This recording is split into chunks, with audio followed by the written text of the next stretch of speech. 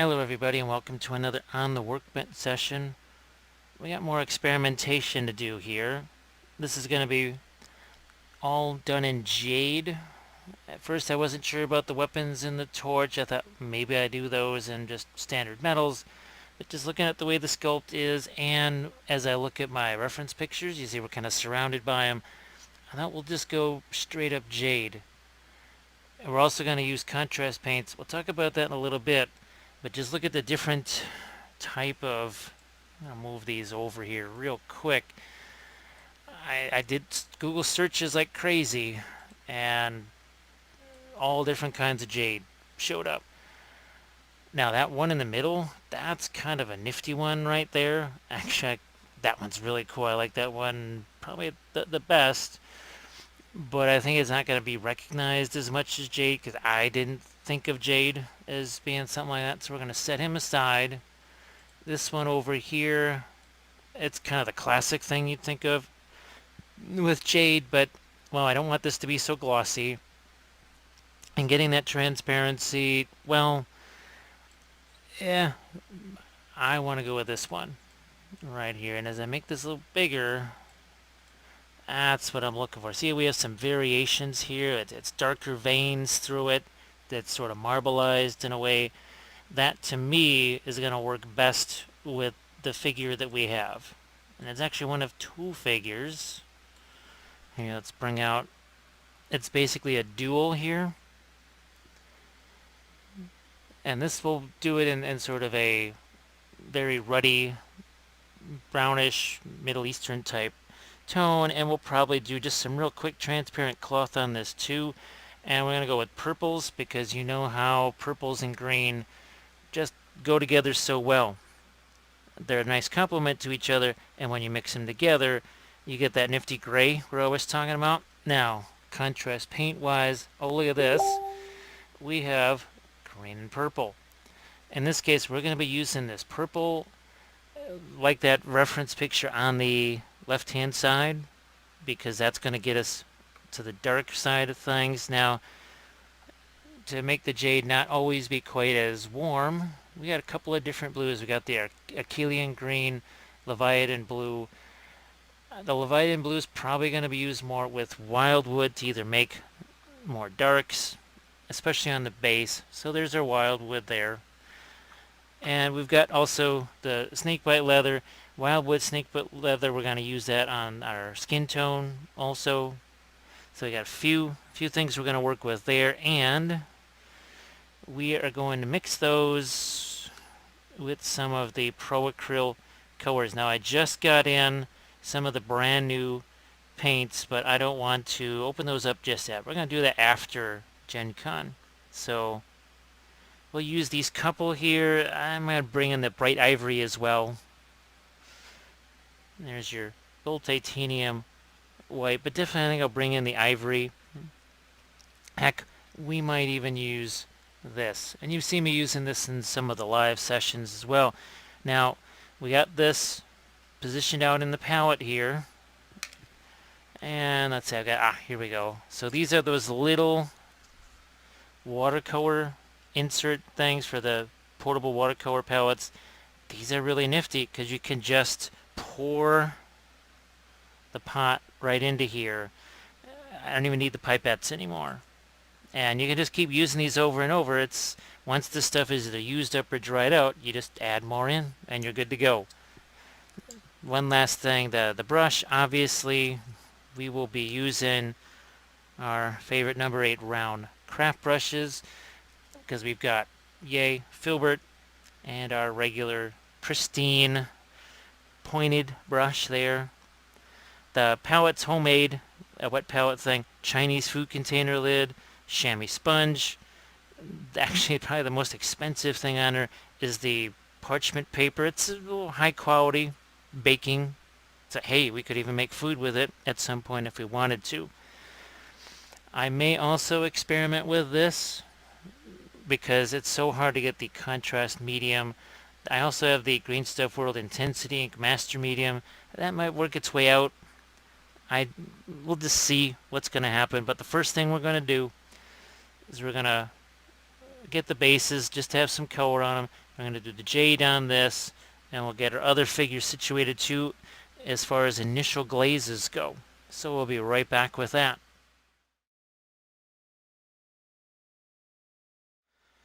We're going to start our initial glazes with the bases here. Now I do have some of the dark umber out here.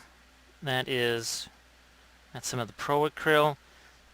I'm going to take a little bit of the Leviathan blue. Now for those of you who know how much I love my Reaper liner paints, this would be the equivalent of, say, blue liner. But I try to do this with alternate materials. Sometimes it's with the blue, or sometimes it's with the blue, brown, gray liner paints. And then other times just I don't use that because not everybody can get a hold of those, especially folks overseas. For whatever reason, it's just hard to get a handle on those. So I try to find some substitutes, but yet still mention, well, if you were using the Reaper stuff, here's what you would use. The contrast Warp Lightning Green is essentially, to me anyway, clear green from Reaper Miniatures. And if we added, say something like that Achillean green to it, it would be a little bit like adding the green liner paint. This is in some ways more like, say, brown liner and sepia liner with a little bit of the blue in it. So I'll try and do that translation matrix there for you. Now, what I'm going to do is just sort of prep this surface up here. What I'd like to do is some of the same, well, ironically enough, Jade sort of peacock pattern. The texture roller is called Mandela. I think in some of the latter stages I'll talk about that. But right now I just want to get some color established here. You can see they mix together really well. And what's to me is interesting is how a creature caster slash slow fuse slash monument, a Pro Acryl paint, which is normally really thick and covers 100%, if not more, you mix it in with any kind of a glaze type thing. Say the Green Stuff World Intensity inks, the Games Workshop contrast paints. You get this semi-translucent look to it, and it's pretty neat because you can do that little trick that I like to call dry glazing. I'm going to find out if you can do the same thing with the Pro Acryl transparents. Whether you can or not, the proof is really trying it out. And I didn't want to rush that too much. I've got a couple of creature caster infantry figures that I want to try with that. There we go. Okay. It's working pretty well. And I'll show you, actually, I've got another version of these painted. I'm going to go grab that when it comes time to paint the base. But for right now, we are going to get to the figures themselves. Now here, we wanted to do this in that Jade. But remember, I wanted to have that marbleizing. So what I'm going to do is actually start off a little lighter. Okay, so we're going to grab the contrast Warp Lightning, but we're going to do a little twist here. I think I'm going to grab one of the Pro Acryls here. No, I'm going to go with the Screaming Skull. I go with that because everyone thinks of the contrast paint. Okay, if you're going to glaze something, well, you use it just right out of the jar, right? I wanted to start out lighter, which means I'm going to add some of this lighter color to it, like so. Yeah, there we go. And what I'm going to do, now by mixing in that regular paint, I have another little advantage. Means that I can add some water to this too. So let's make that slightly lighter. And I am going to, let's just start up here. Gonna work our way down. And you'll see that this is, it's translucent. It's not going to cover everything. You'll be able to see some of that darker shading underneath there. If you're wondering what this is primed with Badger Steiner Res. I'll show you that later, but just look in the description because I basically like to have a link to that video where I show how I prime things with the Badger Steiner Res. So just look for that link in the description. Probably a couple of other links maybe to pertinent things. And as always, check out the YouTube live sessions. There's, oh gosh, there may be a couple of dozen of those by now. And I've done a lot of recent ones on the contrast paints, mixing them like this, using them for object source lighting, using them for non-metallic metals. There's so much more you can do with these things than just, well, for lack of a better term, just slopping them on and say, well, we're going to let that capillary action do it all for us. Well, there's a better way. There's a more efficient way. Because, hey, doing this, you're using up maybe half as much as the other contrast paint. And at $8 a jar, conserving it, not the worst idea in the world. And you're doing it with a purpose too. You're not cutting the contrast paint just to save a buck. That's the effect rather than the cause. The cause is we wanted to actually start out with a lighter glaze like this. I suppose I could have primed it, maybe this color or whatever, but to me, I like doing this because I get to familiarize myself with the figure. There's just stuff on here I didn't really know was there, even though I assembled it, prepped it, the whole thing. Going over it with a file is not the same as going over it with a brush. So see, I might even just get a little more of the contrast paint in there. So this living statue is going to be interesting. And what I do is after these early initial stages where the miniature moves around a lot, I'm going to shift the focus inwards so that you can get just a little closer look at things. But I've learned that when the miniature is shifting around quite so much, it's a little dizzying. It's like painting on a roller coaster. Now some might like that. Not a huge fan of roller coasters. So you can see we're just about situated here with that initial green. And now, while it's still wet here, and that's the other fun thing about the contrast paints is that when you apply them, they stay wet a little bit longer.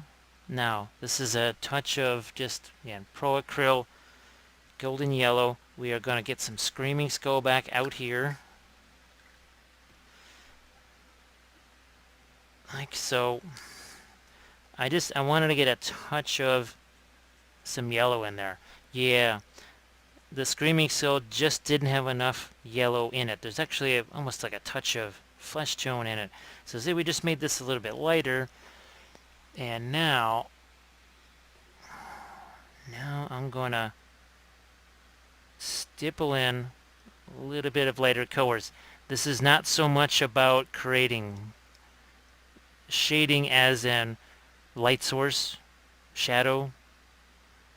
This is more about just the jade effect that I see in my reference picture. Because we'll go over this with the darker colors. But while I've got the wet paint here, why not let this just blend together? And I know this is not necessarily people's first thoughts. Yeah, we have a series of dots working through this. Most people think, well, you put a layer and it dries and that's it and you're done.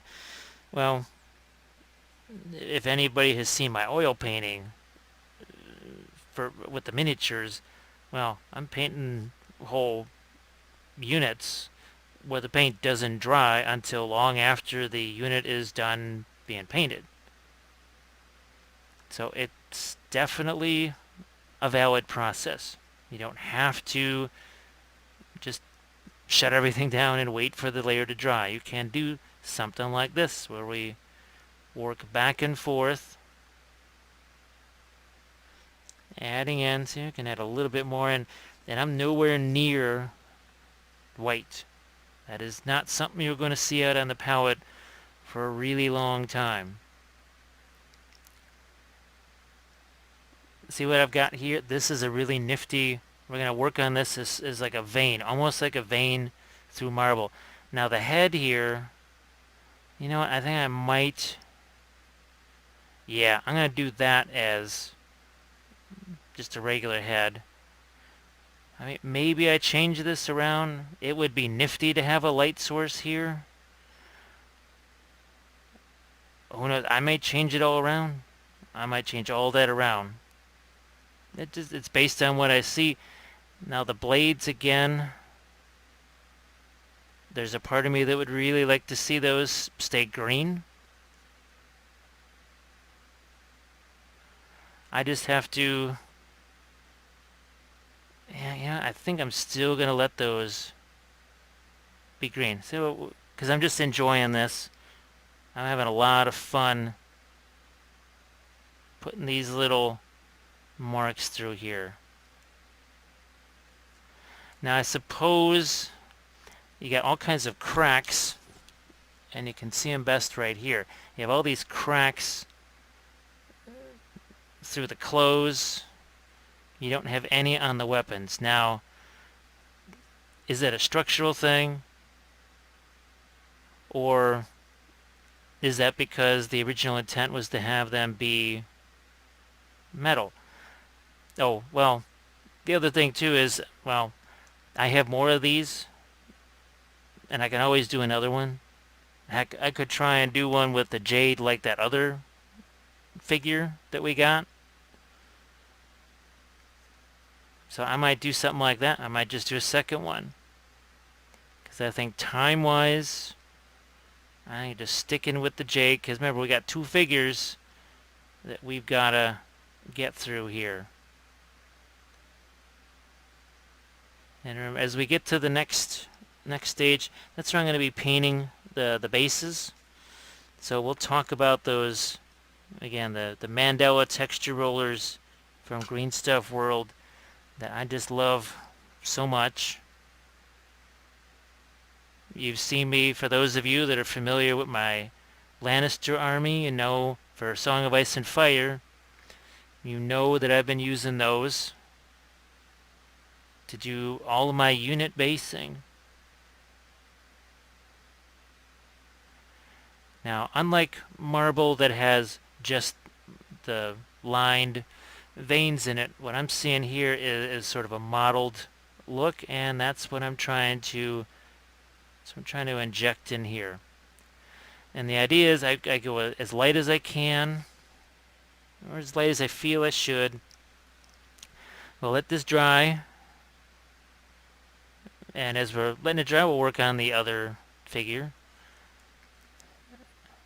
Once it dries, then I can start to do some of those glazes over the top. And the other thing too is, something I always say on every video, you can spend as much time as you want refining things. Now, if this were a 5-hour video, I could spend the entire 5 hours painting every last little gemstone on here, every last little detail to an extreme degree. But to me, that's a little bit of diminishing returns. You don't need to necessarily see me painting every last little one of these things. If there was something very different about what I was going to do, well, then it makes sense. Otherwise, not quite so much. So this is what we're going to do. I wanted to see what the blade would look like as Jade, really. As much as we talk about time saving, and that's definitely something I cover on all the army painting videos. That's something that I offer on the Patreon page. That's that $15 pledge level. It's each series, usually about 5 episodes, sometimes 4 in the case of the oils. I'm going to add a little wildwood to this, a little more. I'm going to start to do just some initial glazes here. This is going to be more, for those of you more familiar with, say, the Reaper liner paints, you'll identify this a little more than folks that are just seeing this for the first time. Because we're going to take those makeup sponges and we're going to wipe away a lot of the glaze that we're putting in here. I'm just going to get a little bit of green in there. So the idea is, if we want this to be somewhat see-through, well, I really want the flesh tone to be on here. And I'm just going to throw this out here, make sure the whole surface is covered. And now we're going to get a makeup sponge like this. And you see we take away some of the paint. What does it leave behind? It leaves behind lots of juicy shading. This is why when people talk about the contrast paints and everything, well, if you're looking for something that goes down in the shadows and leaves your highlights, yeah, that kind of does the same thing. Now, granted, you would have to do this more in a controlled way if you wanted each part of this miniature to be a slightly different color, say. So what we're going to do is we're going to let, yeah, we'll just let this dry. I'm actually going to let this dry too. And the next thing we're going to work on, we're going to play around with the bases here. I'll show you the rollers, at least the Mandela roller that was involved. Talk about the Sculpey. So we'll be right back.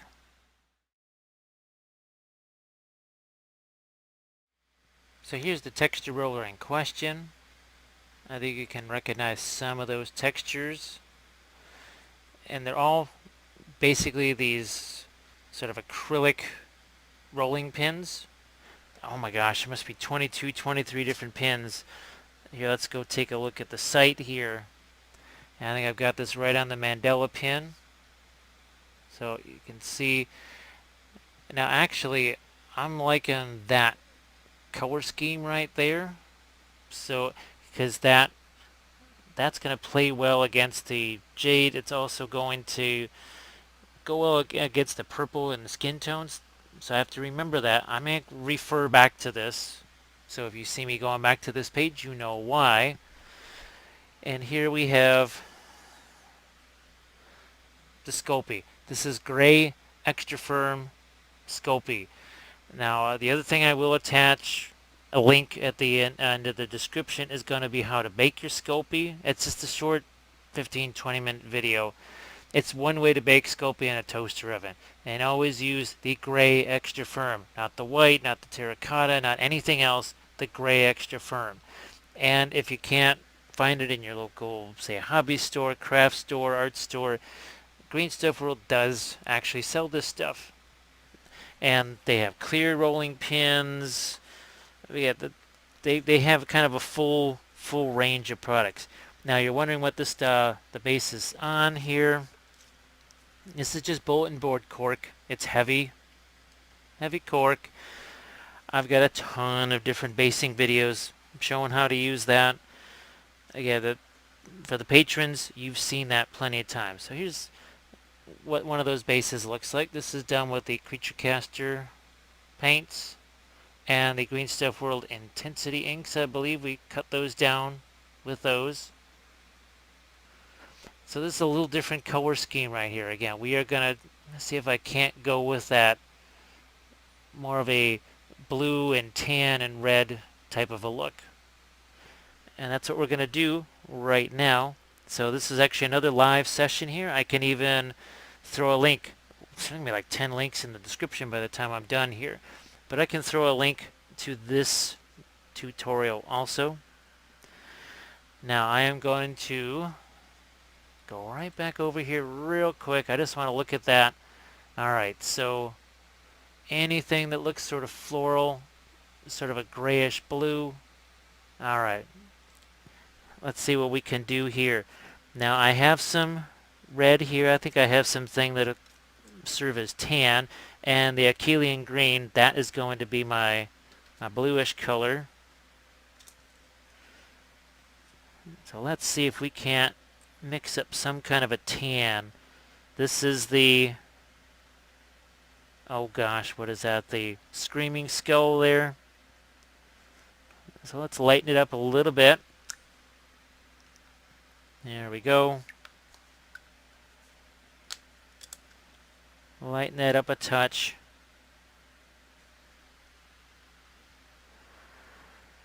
I'm going to go with some of the tan right here. So yeah, we'll go tan here. Then we'll go with some blue on what I think are the feathers, and we'll do some red dots there. I had hoped actually to do something that was more along the lines of tan on this. So this works out really well.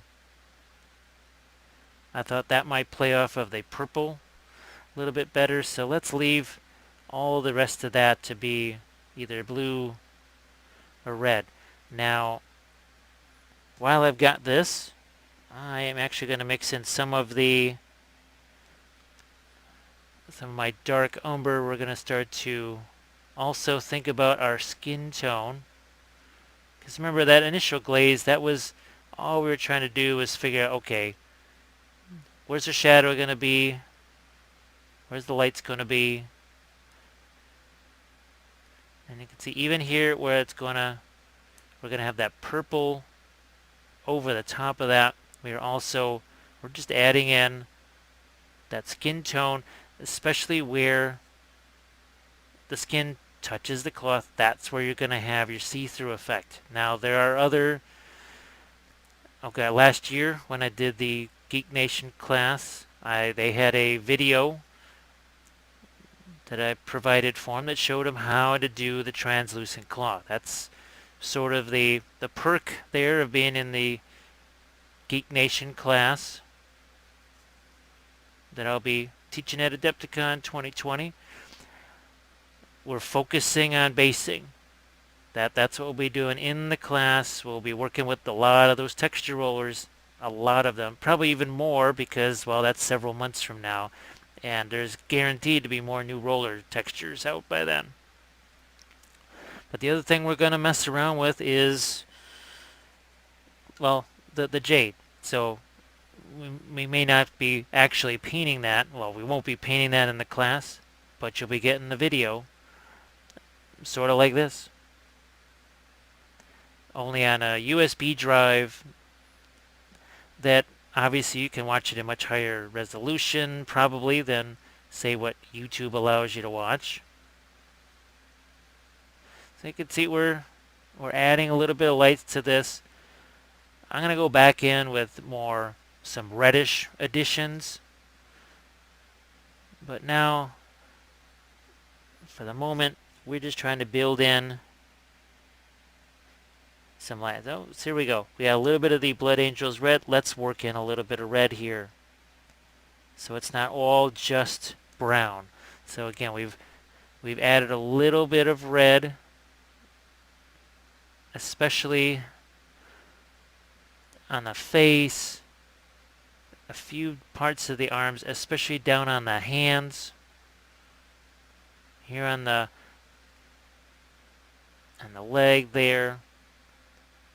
Again, focusing on the hands. This is starting to seem very light. Well, once you start to work with the clothes and we start adding the highlights there and we get lighter colors on the blades, this starts to recede to the background. Because let's compare this to, so you can see how much darker that is than my skin tone. And it looks light here. This is why you always see me advocating you paint on the whole thing all at once. You don't just paint one small part of it from primer to finish and leave the rest of it around there primer. It's kind of an invitation for disaster, because you can end up with something that's going to be too light, way too light. Like here, I mean, this really dark color, this is what looks so light on here right now. Here we can lighten this up a little bit more. On a value scale of 1 to 10, with 1 being the lightest, 10 being the darkest, I mean, this is barely a 5. You'll see when we put the eyes in, just the dramatic difference that's going to make. But for now, because we don't necessarily want an African skin tone that might even, heck, in some cases there you actually have a little bit of a bluish look to some areas, especially say sometimes on the forehead, and sometimes on, say, some parts of the arms. Now maybe on someone that has a lighter skin tone, that's more of a grayish color or a greenish color. So as the skin just overall is darker, well, that's going to change what some of those either secondary or off colors or whatever you want to call those. Alright, so that's, see, we can build up a little bit more, and then we'll stop adding the lights here, because remember, we want to build evenly here. It's sort of like Monopoly. Okay. I am going to try and zoom in one level closer. And I think while I have this I'm going to go over here. I want to get some gold marked out on here. I'm obviously going to do a whole bunch more on that gold, but I just want to mark it now before I forget, because I'm just going to be going along doing other stuff and go, think I forgot something. And oh, this is the other thing too. This is just adding the yellow. There's no white here, no highlights. You can see how that skin tone immediately starts to get darker, because we've got now something to compare it against. Look at that. No doubt. And guess what? Well, you know what? I'm going to add a little either ruby gemstones in there, or maybe we go with jade. It's one way to tie the two together. That's what we'll do. Let's put little tiny jade gemstones in it. It'll be a suggestion, essentially. Now, let's go back to our tan. Like so. And I can always do a little glaze over the top if I feel the need to tone some parts of that down. Let's take some of it away. I just want to move this along as fast as I can. Alright, any more? I'll do some parts of this. Maybe a few parts of that design.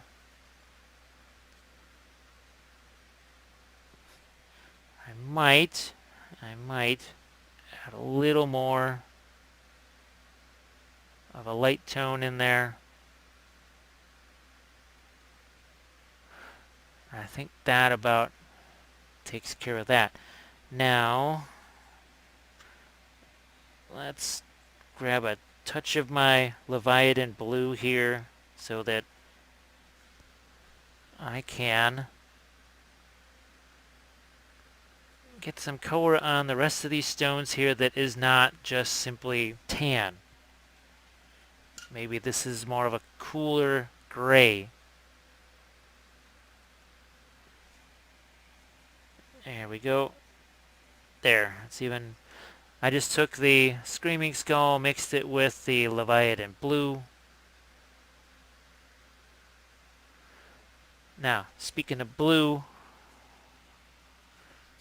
Okay, this is the Achillean green here. Yeah. Let's take out some of this faded ultramarine. Again, that's the Pro Acryl from Monument Creature Caster.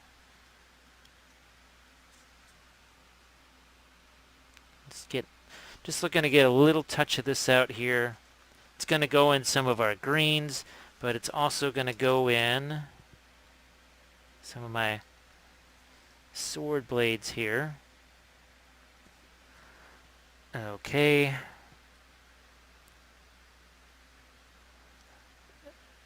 Like that. We're just making our own bluish grays. Now there, I obviously am going to have some of the clothes reflected on that, so now let's make this a little more bluish. That's more like it. Let's get in here on our designs. Alright, so I'm going to say, yeah, I'm going to go with the blue there. So this, yeah, I'm glad I just happened to see that. It's not entirely different from what I was intending to do. It would have been more of a greenish color. More like the Jade of the larger creature, the larger figure there. And if you're looking for the sculptor on that, you're looking at Effin Cool Designs. It's EFFIN, I believe. I can put a link to them too. I've got a whole bunch more figures for other projects to paint that are effing cool. So believe me, you'll see plenty more. There's plenty more where that came from. I'm gonna have these be blue. Now, I don't want to end up with a red, white, and blue motif going on here, so I'll leave that. Yeah, I'm going to go with the blue here also. And blue within these circles that you really can't see because the figure's standing over the top, which is why there's some parts of this that I do off camera because you just won't be able to see them. There's physically something in the way or whatever, and it just doesn't make sense to be painting something that is not something you can see on camera. Again, we don't have infinite amount of time. So it looks like, yeah, we got our blue set up there. Now, let's do the red bit. I grab a little bit of my lighter color there to make sure it doesn't turn pink. And I'm just going to do, and see how that, because we use the Blood Angels red contrast paint, we can see some of that darker shading come through.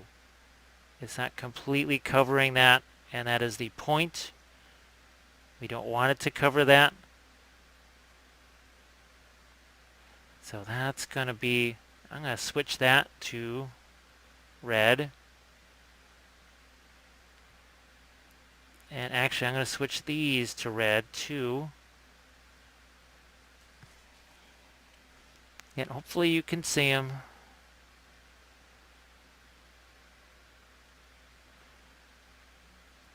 All right. I'm going to go with some red dots in there, and this I'm going to make red too. Why not? Why? Because, well, look, red right next to green. What better way to establish that differential between the statue and the base? Let's get some of this red over here. Certainly on this part of the design. And I'm going to go here too. We get the red and the blue going together. Now, well, the purple starts to make more sense. There's something there that's related to that purple. You don't want these colors that kind of pop out of nowhere. It's like, well, why is this one green color here and nowhere else? Now, if that's a light source, say for object source lighting, okay. But guess what? Now you have to reflect that green everywhere. So, and you're still going to get the spreading out of those colors. I'm going to go a touch lighter here on the tan part of the base.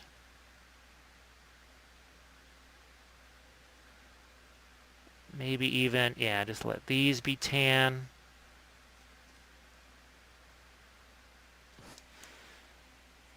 Now, you want to use a small brush. You're not comfortable using a big brush like this. Well, by all means, use a smaller brush.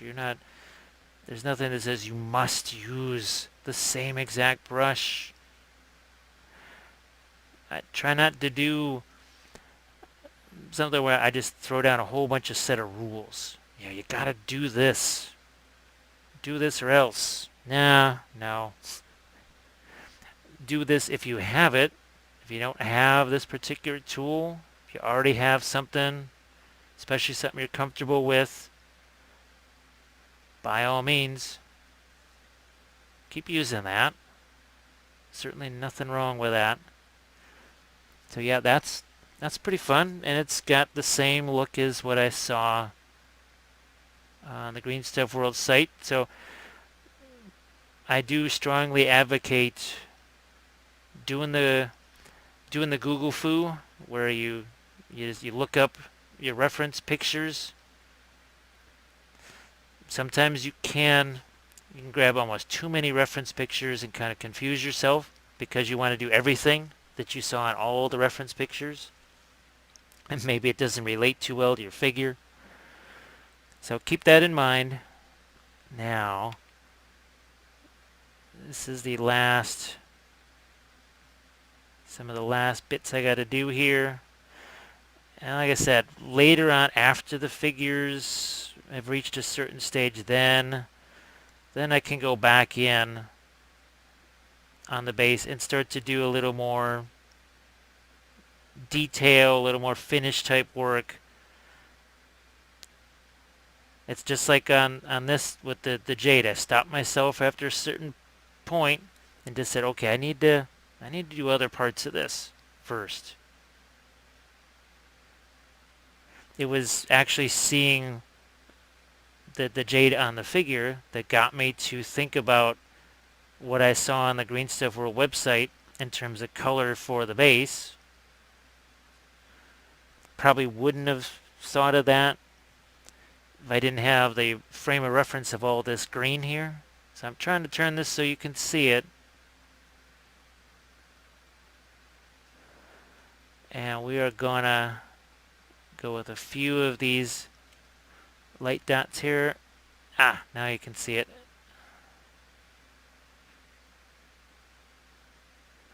Alright, that and these little extended lines out here. And that mostly takes care of that. So what we'll do now, I'm going to grab some of my faded ultramarine blue and we're going to throw some lighter colors here. I'm going to glaze over the top of this later on, but before I forget, I want to get these lighter here. And I'm even going to do a little bit of wet blending on my rocks. I just grabbed a little bit of the umber here. See how my brush has turned into that filbert brush that I like so much? There.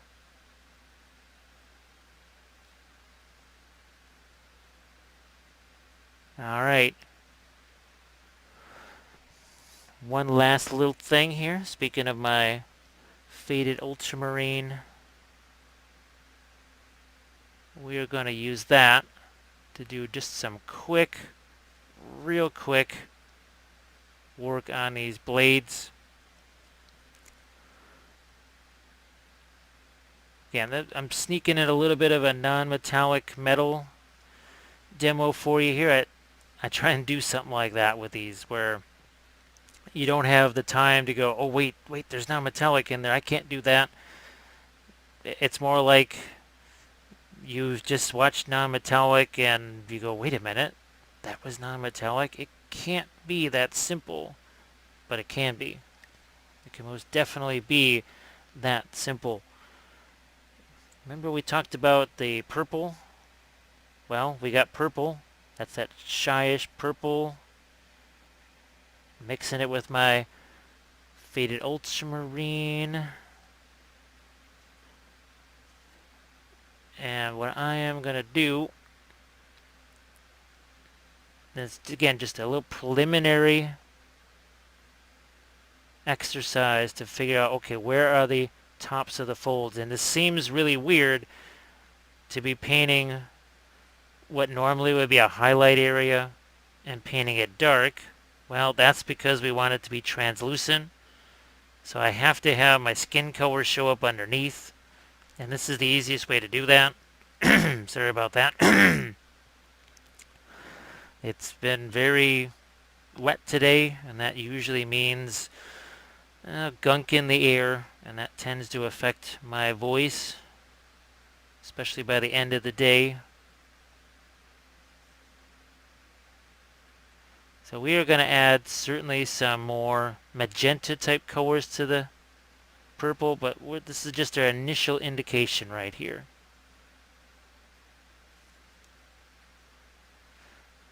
Once again, you have to be willing to let things be messy early on. The rewards come later. I can't stress that enough. And I know people get really impatient. Heck, I saw it in art school. Or people wanted to get to that, all the fun stuff.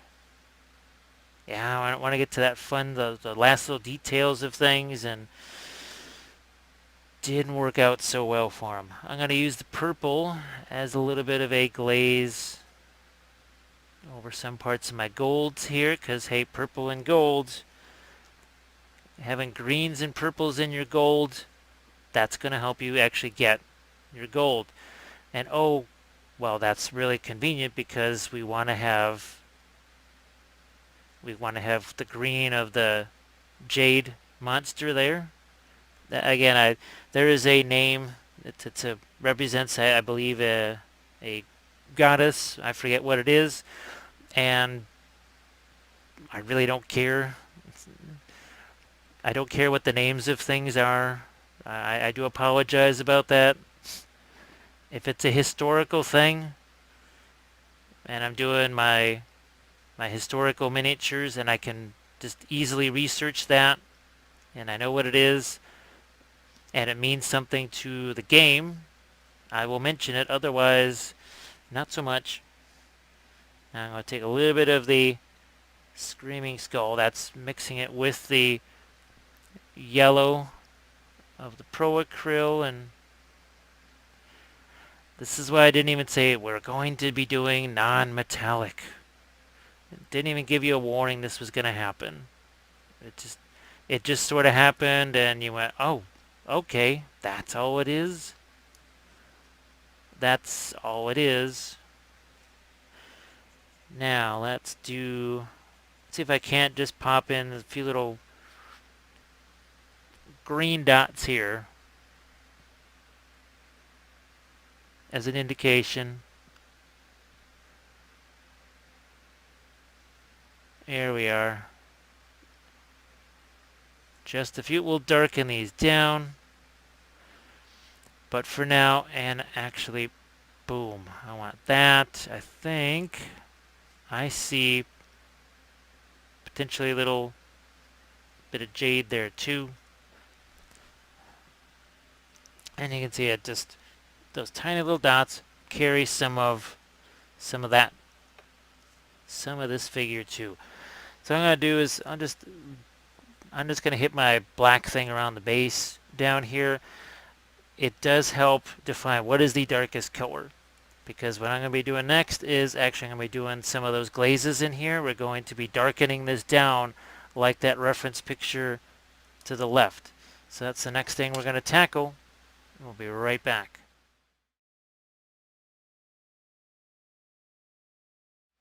So I went in and I did the black line around the base, and while I had the black, I just mixed it with a little bit of the snakebite leather contrast medium and just did some glazes here to darken things down.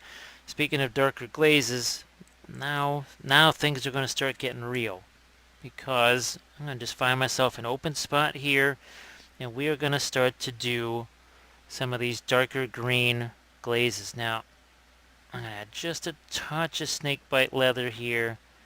Just want to warm that up a bit. And remember, we're not going to do this absolutely everywhere.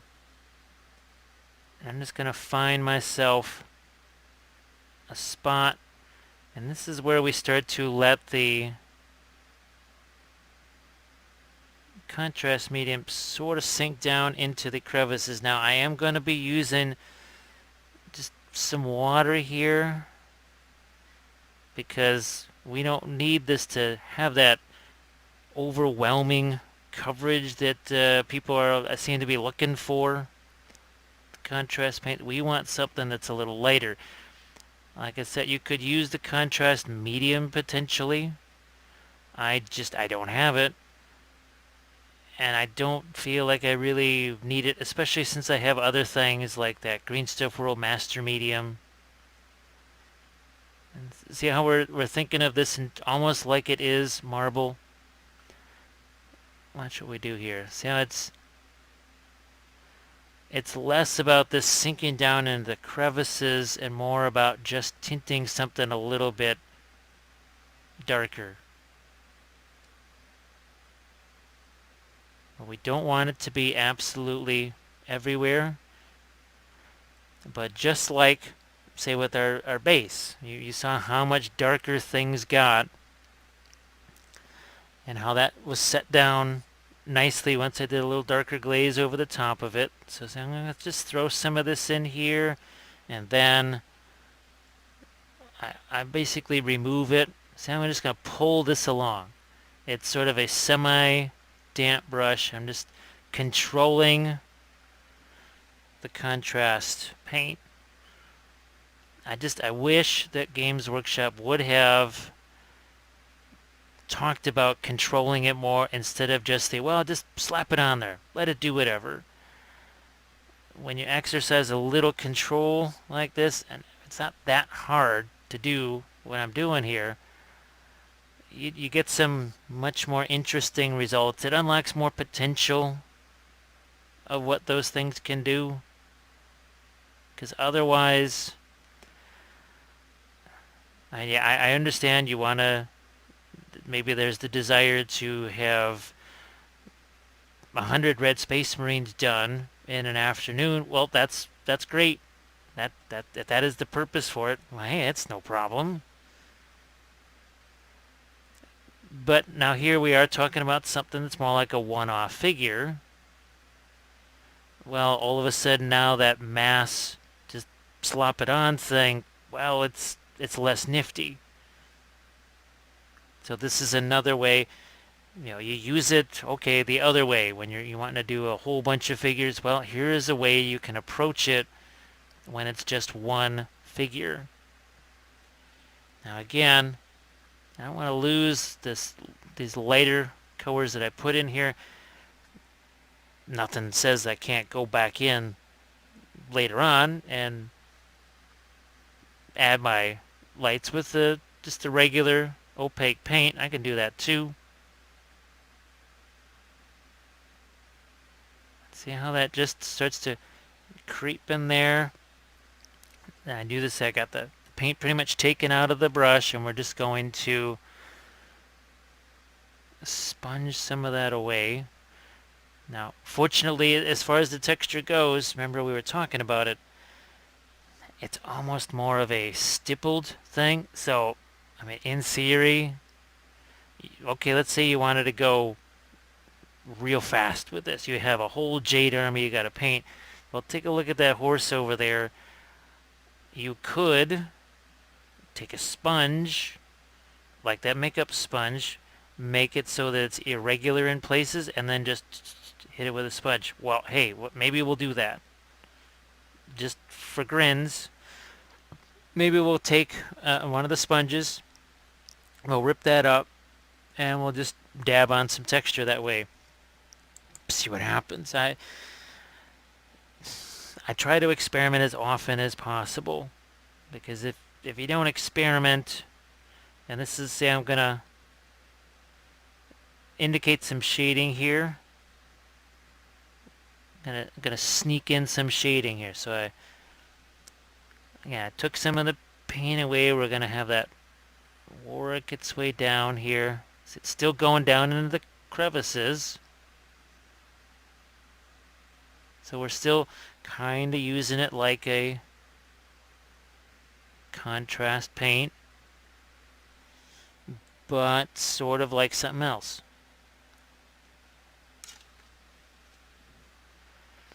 Now, yeah, I'm gonna just let this get really dark in a couple places. Well, and by really dark, I mean for now, because there will be a darker layer added after this. Because if you look at that reference photo, I took away all the other ones just to, I guess, avoid confusion at this point. We're not trying to match those other two that I saw. I settled on this one, so I am going to go with that.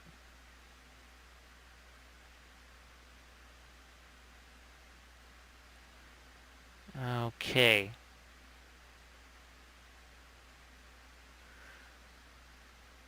Now, the other reason I'm not going so heavy with this is, well, if I don't want to have to be waiting for it to dry, and there's a little less out there and it's more controlled in the application. Won't have to wait so long. Now you can really see the big difference. And we're going to do the same thing. We take some of that away. And see how I'm just working at the edge of that a little bit.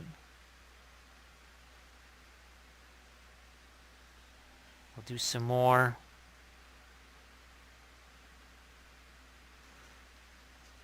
We'll do some more on this side. So slightly like marble, but it's got to be, has to be soft. It can't be that, say, that sort of sharp, those lines that you see in marble. You do that now, that's a little bit too much.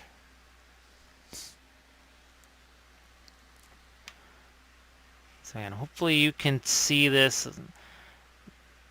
I know it's going to work its way out of screen. That's just kind of what. It's going to happen. Alright, now let's get some of that right here. Take some of it away, and we're going to drag that along.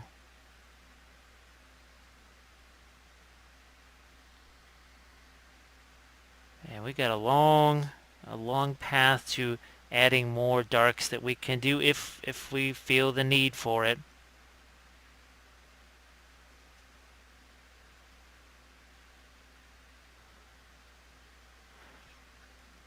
And maybe there's times where I do let it dry a little bit. So let's go and take some of that Keelian green. This is going to make it a little more on the bluish side. Darken it down slightly. I'm going to find some more targeted areas for that. You can see we're starting to think about some shadows there. And I talked about a smaller brush. Here, let's just grab something that is smaller. It's just what is this, a 0. It's a liner brush. It's one of my Cotmans. It's essentially kind of a step below the usual Winsor Newton Series 7.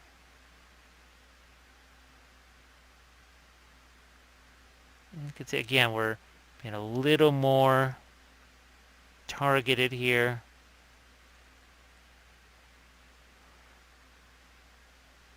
Maybe I give this some kind of glowing fluorescent green eyes. I haven't determined that yet. At some point I will.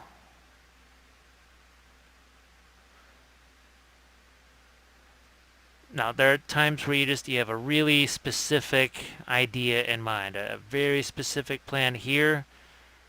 I knew I wanted to do some kind of a Jade thing. That was the extent of it. Well, and some kind of see-through cloth on the character that's fighting this. And that was about the extent of it as far as some grand plan.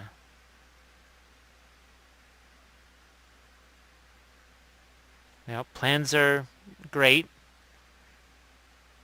It can sort of keep a project in line and on target. So we're doing that same thing again, but I wanted to get some stuff down in the crevices there. So I'm doing that thing where I wipe some of it away.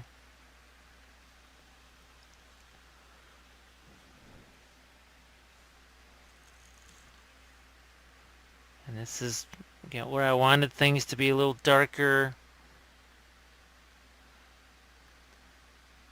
Now we've gone a little bit more towards the bluish side with our Jade. The next thing is to almost kind of go back the other way around and start to maybe add a little bit of warmth in spots.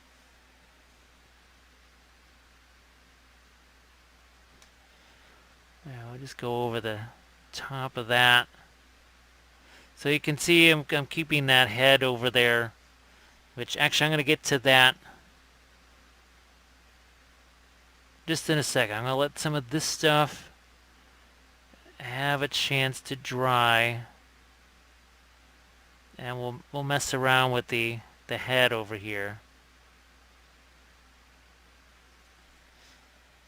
So I'm just gonna sort of use up the last of this. I'm gonna hold the brush on its side and I can sort of spread that around now.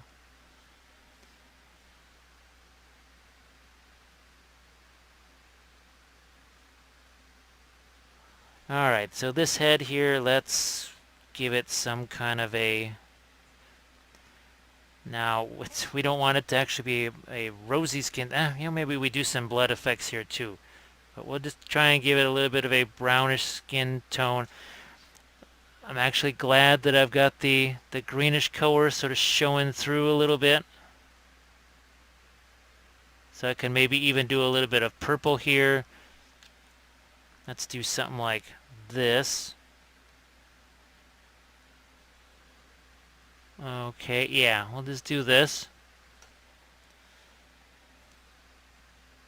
Again, making that little bit of a change.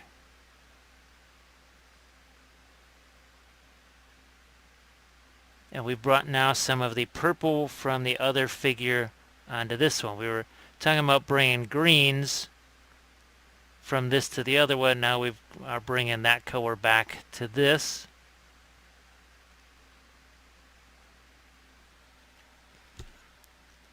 And then I still have some of my lighter skin tones over here.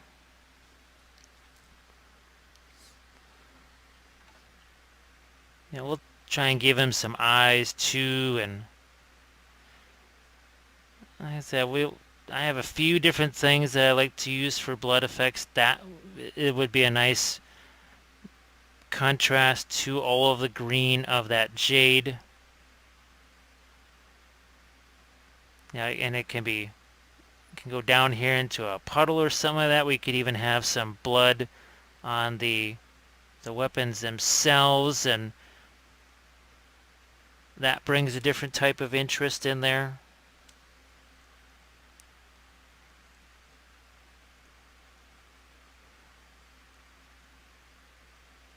So, yeah, I don't know. I'm going to give him, I guess, a darker beard color here. So that's some of the black, some of the umber. We'll just indicate that, and then we're going to go light over the top of it. So there we have a beard. We have some shadows over the eyes.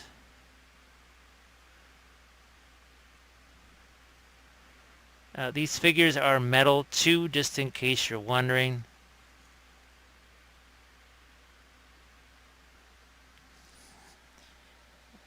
Okay. I'm actually just going to, while I'm thinking about it, going to fish in a few of these even darker glazes here. Because I do want the focus to be on the figure itself. Now, I'm going to see if I can't go a little bit darker with my greens. Now, what the heck? I told you I was going to do the thing with the sponge. Let's try it. So I just took my makeup sponge there, and I'm trying to create some irregular shapes. I'm tearing some of this away.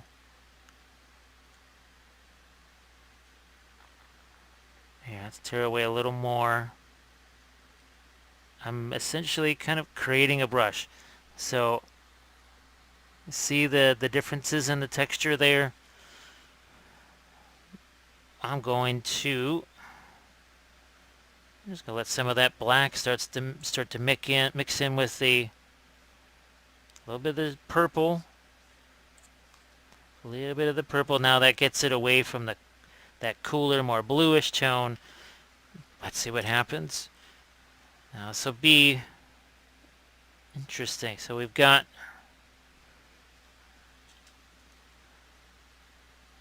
that on the sponge. Let's see what happens as we apply it. So if it's too much, I try and take some away. Soften it up a little bit.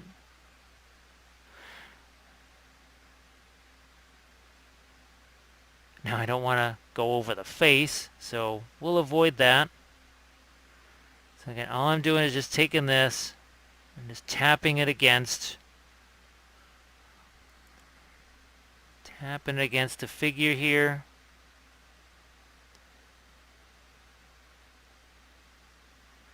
Let's get a little more.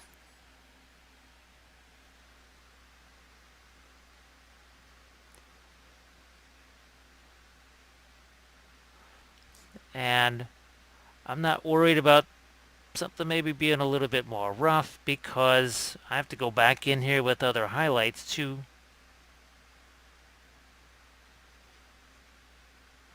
Now, there's some parts that just might not work because, well, how am I supposed to get the sponge down in there? Here, let's... Can you see that? I think so.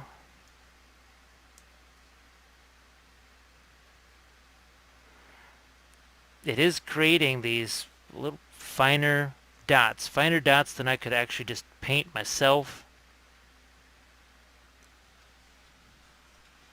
So that's, yeah, that's one way that you can do it.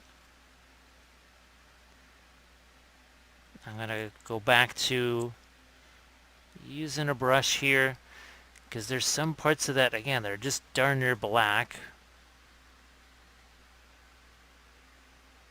Plus, I want to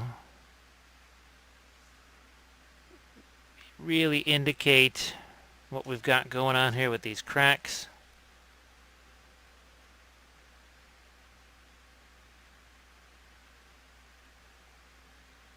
Like so.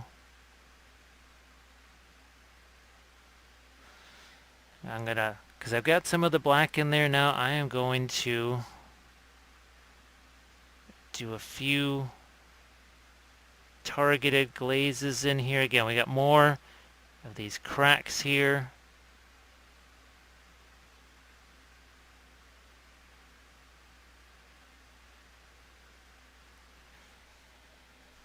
And definitely, see, I don't want to have everything be just really dark. It's that whole too much of something is just not good. It's like weathering on vehicles, mud spatter, that all that kind of stuff. It's fantastic until it's too much, and then it's just not fantastic anymore. Sometimes more is less, and it can become less in a hurry.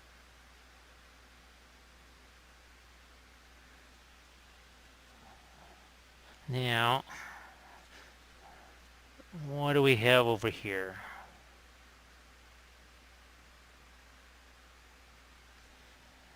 I see there's more cracks over here.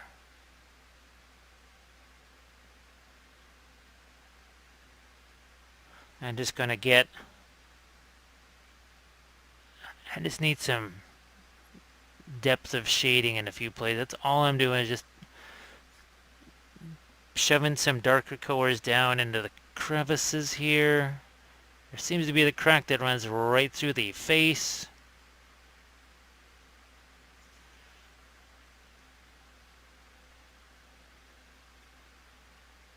Okay, there's more cracks over here. Maybe I paint some on the weapons there to maybe indicate that something is there that wasn't really sculpted there. That's also possible. And I'm also just going to throw a little bit of a darker glaze there.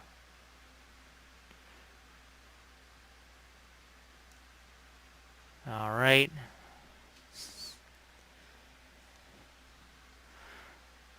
And what I can do now is maybe let this just sort of dry and settle. And we can go back to our other figure and work on some of the skin tones. See what we can do with the face. Maybe work on the transparent purple robe. So we'll work on the other figure now.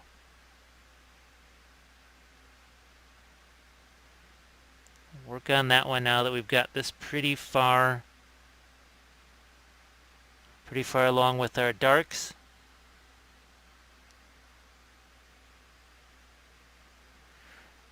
And from here, now that we've established pretty much the deepest, darkest darks, when we go back in with the lighter stuff, it's just going to have more impact.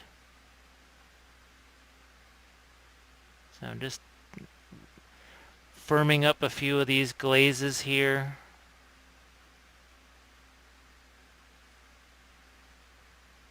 There we go.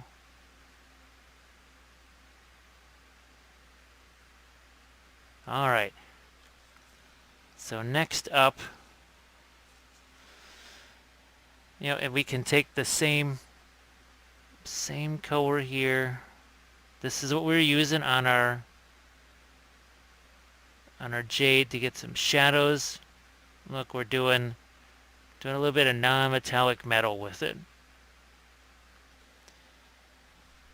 Doing just a little bit of getting some shading on our swords here. We're using pretty much the same approach that we used on the other figure. Here, it's there. As far as glazing this on, I could even use it to indicate her hair being a little darker here, underneath some kind of transparent cloth there.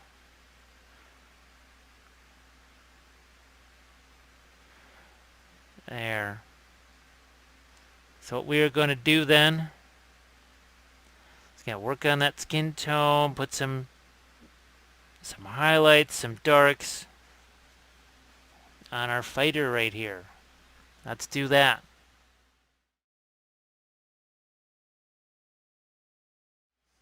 So I added some of this bright ivory here. That's from the Pro Acryl.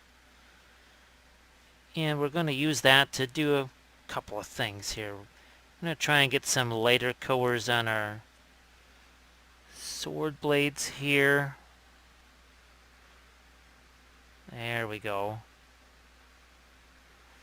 And once we have those bright highlights, all of a sudden other things are going to start to make a little more sense, because we've been sort of dancing around in the mid-tones for the most part here. And what's a mid-tone? There's nothing too complex about that. It's halfway between your lightest color and your darkest color. That's all it is. There's nothing fancy or magical about it. It just is kind of halfway between light and dark. And what we can do is we'll just show you what I mean by, there you go. So you can see just how much lighter that is, and a big dramatic difference that makes in terms of your contrast there. And that's what the non-metallic stuff is all about. It's about that really high contrast. A lot of you got the highlights here right next to that dark color that we put in. It's the easiest way, because what's metal? It's reflective. It's going to catch a lot of the light. See, we're adding, look at that. What that does, just a couple of these little hints on that gold. It doesn't take a lot. Well, and like anything else, then all of a sudden, too much becomes too much in a flash.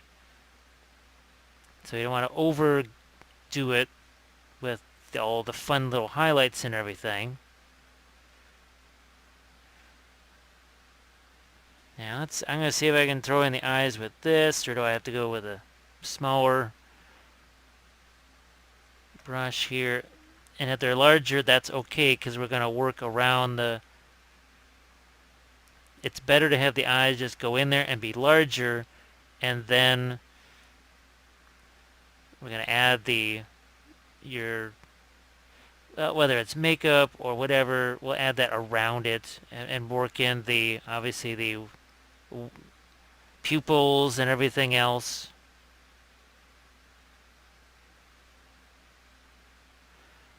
Now, we gotta get the other side here too. Not quite sure what's going on with that belt there. But now that we've indicated some of this, let's see what we can do with purple. So I'm gonna take that shyish purple, gonna mix it in with our white.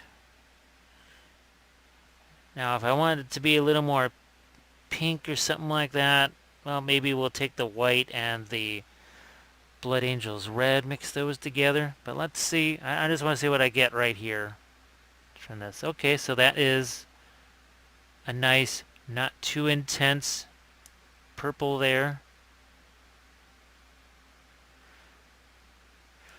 And now, remember we established the dark early on. Well, now we're starting to go a little bit light over the top. We're actually going to take some of that purple and we're going to put it on the sword blades there, because remember they reflect. Well, they should be reflecting what's around them, namely all that purple, which we are going to also indicate here. So this is where all of a sudden the clothes are going to take a little more shape.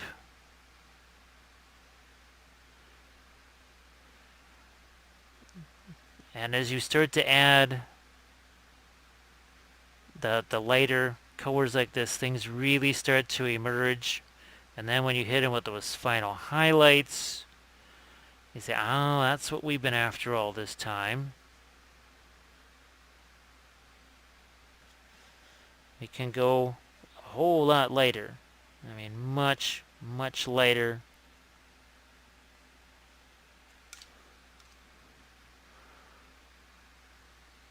Now we can start to really work on some of the folds here. Yeah.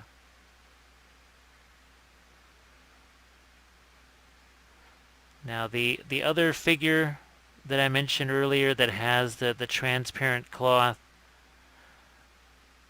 like I say, I'll try and dig that one up and I'll put the link in the description for you so you can sort of compare how the two work out, because the other one was painted mostly using the Reaper liner and clears. This was painted in a very different way using the GW contrast paints, mixing those with the creature caster paints, which I don't even know how many of those I had at the time when I did that other video. So sometimes there's new products. If you wonder, well, why are you always changing these paints and stuff? Well, sometimes it's new products come out that didn't exist before, and then I test them out.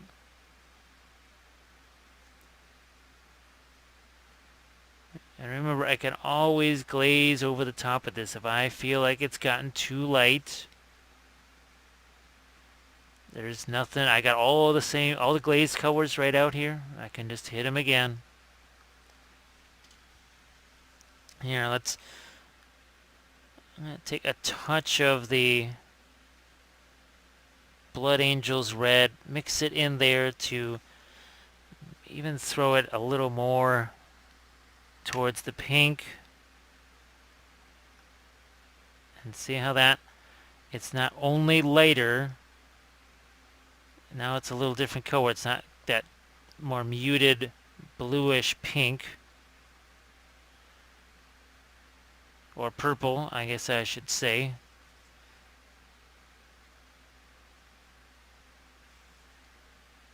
I am going to indicate some of that on the face too.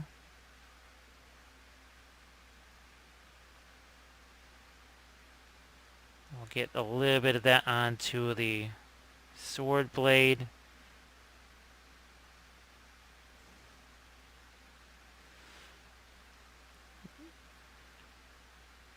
And what we'll do is, once we've got the face established and a reasonable completion on the purple here, and the sword blades.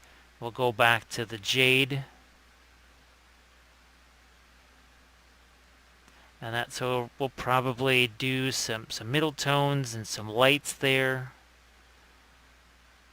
Maybe highlight some of the cracks that are in the figure.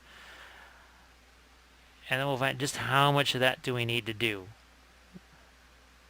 Or do I need to tone some things down? I can clean up some lines.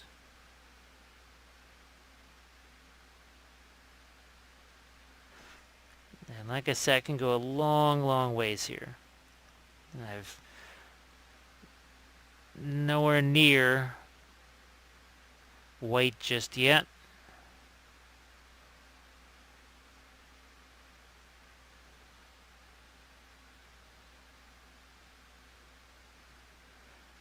Now it's interesting because essentially the clothes are lighter than the skin underneath.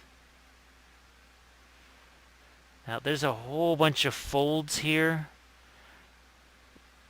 When you're trying to do the see-through stuff, folds can be a blessing and a curse. If there's a lot of them all sort of in a row, it makes it really tough to indicate that they are see-through. You sort of need these long stretches where we're just in contact with the body, and there's not a lot of folds. There's a little, but not a lot. So sometimes I know people say, "Oh, I really want to do this on this figure," and it sounds like a great idea, but not on that figure. If it was sculpted, well, or on that sculpt, not just call it the figure. We'll call it that sculpt because maybe it's just not sculpted in a way that is conducive for that effect. It can happen with object source lighting. It can happen with freehand, because freehand on something like this would be really difficult because there's just so many folds.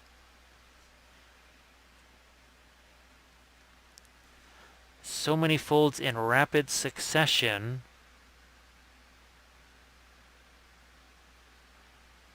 So I'm trying to, this is where, again, it comes in contact with the skin, so I'm trying to get the folds, the raised part of the folds lighter, but still have somehow some of the skin showing through.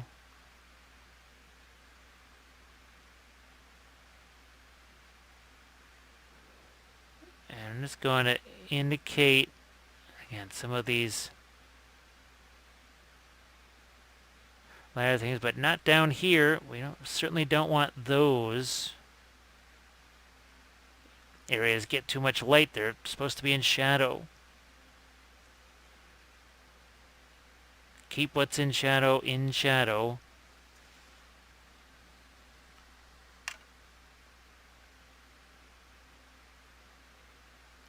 And what I will do, I'll just, when I get at the face here,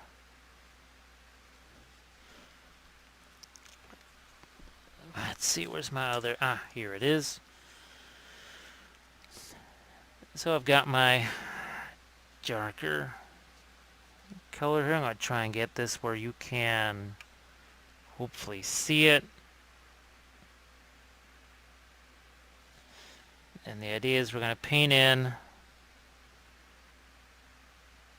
all of this, basically the eyebrow, the eyelids.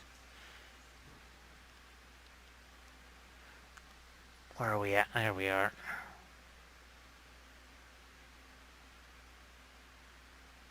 And we'll give it a decent amount of eyeliner here. It sort of makes the whole dark eye thing just more pronounced.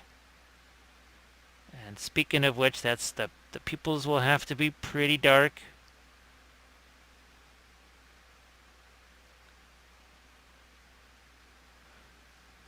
Now, let's turn this upside down. Yeah, I know the camera is shaking. This is something that happens. we'll get a couple of pupils basically attached to that upper eyelid there. We gotta make sure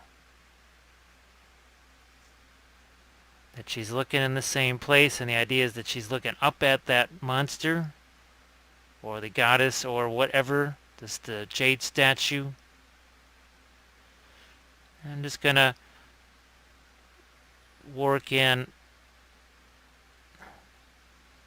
just a few little shadows there.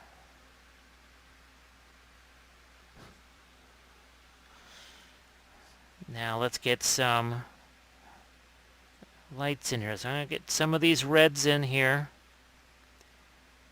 It's not like we're trying to do rosy cheeks on it. We're just trying to liven up the skin tone a bit.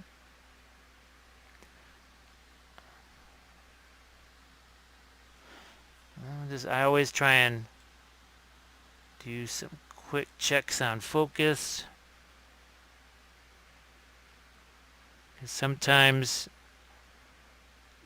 I just minutely get the figure closer to the camera, and that can do some weird things to the focus.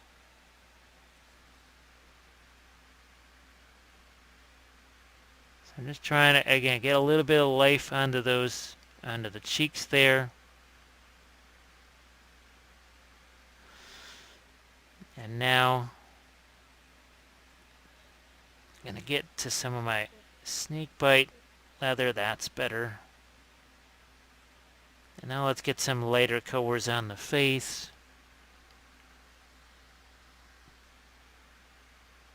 Especially on the nose. Right here on the cheekbones. Upper lip. Chin. All the while trying to keep it from getting too light.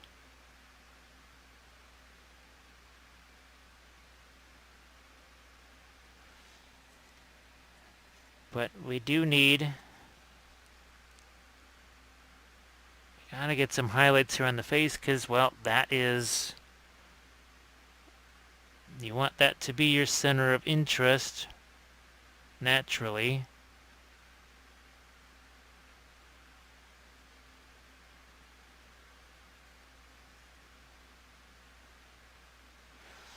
Now, I'm going to take some of the purple here, because we don't want just black sitting there in this spot right here. We're going to lighten this up. Okay, I'm trying to turn it where you can see it, and I can still reach it. So now we get a little bit of separation between, before it was just a mass of black there. So hopefully now the eye is separated, the eyebrow and eyelid. There's some distance between them. It's just easier, instead of trying to paint it in later. You can still do it. Here. Alright. Unfortunately, now I can't really see it.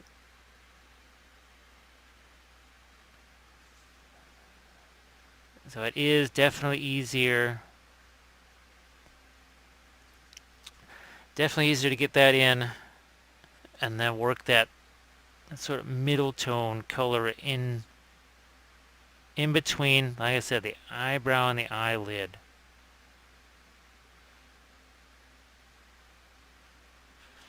Now let's get a little separation here with the fingers.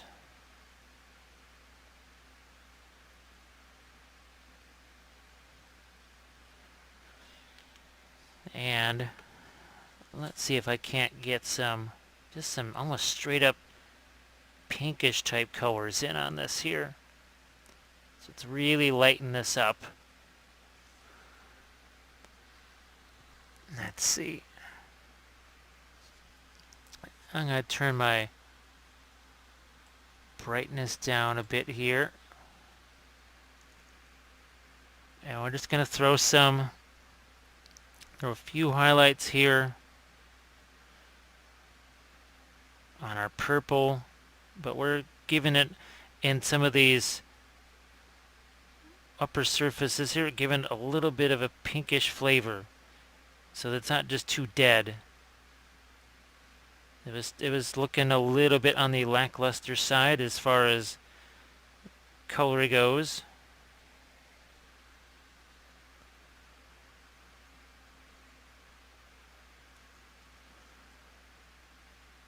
Same thing here.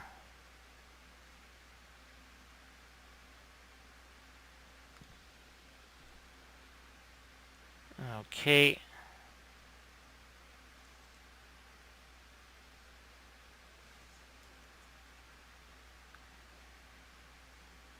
Some more.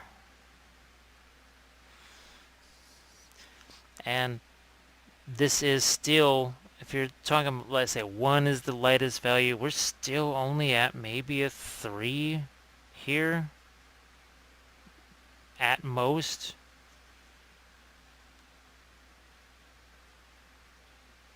And then we can, go the other way. You take those darker colors and you tone it down. A little bit like what we did, say, on some of the Jade.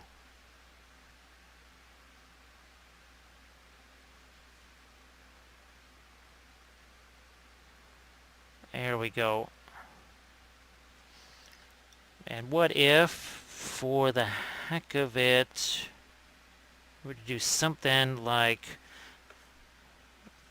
this? I'm going to get out that ivory here again. Let's put a little bit of it there. And I want to see what happens if I want to get a different color in some of the metals here. So I just added some of that. That was the Achillean green, so it's sort of a teal color. And I'm going to start to work that into a few areas of the cloth here. Just, to me, I wanted to have a little more interest. And oh, guess what? It's also a little bit like what I am adding here. Can you see what I'm doing on the... Now you can see what I'm doing on the base. Because I knew I wanted these to be a little bit lighter, and I thought, well, if I can get some of that onto the cloth, so much the better.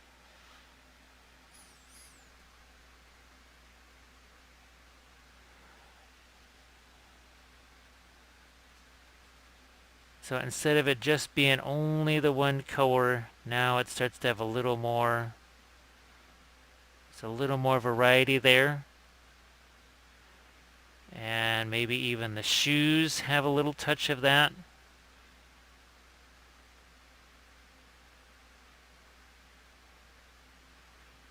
Here, let's work in some right here. And because it's that contrast paint, well, it's a little more on the translucent side.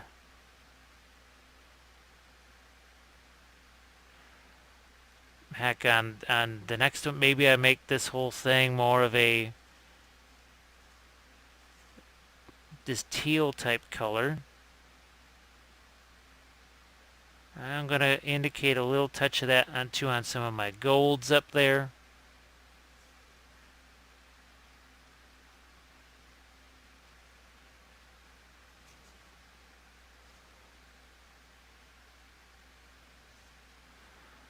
Yeah, that little bit of the blue there, that all of a sudden, what didn't have quite so much interest and difference, that makes it a little different. Almost, I don't know, it gives it more of a silky appearance because we're having a couple of different colors influencing. Yeah, let's do a little more here on these things. Part of the base.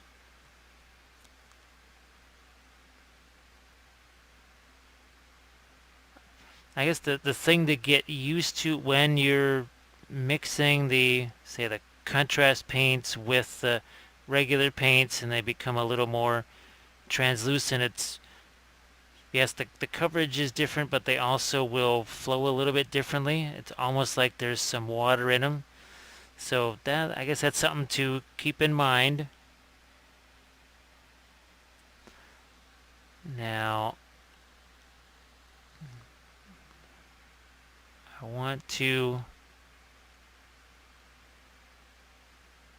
I'm even going to tap some of that away.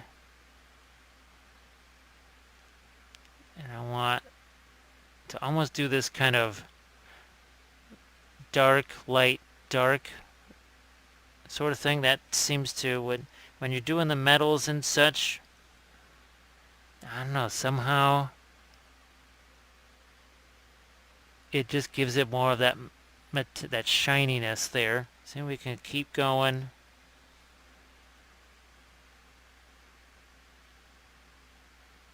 There we go. So again, a little bit darker, but it also has some of the purple in it.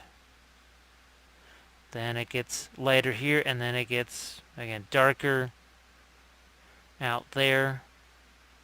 See, we already have some of that at play here.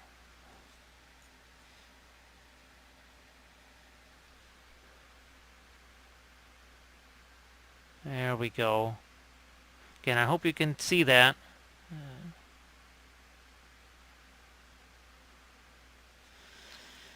Let's see, do I have any dark green going on here? Let's see if I can mix up a little bit and we'll knock down some of these gems here.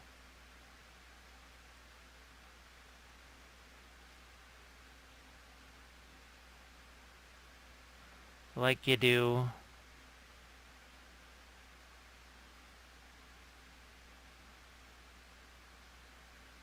All right.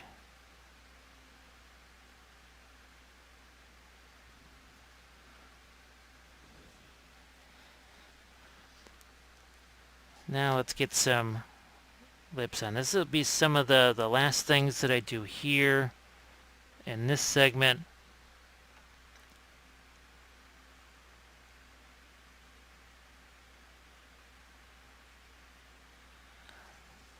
Yeah, just gotta develop the expression on the mouth here a little more.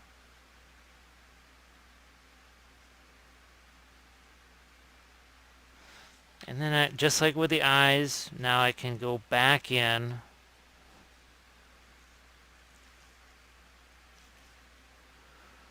I just want to make sure you can see that.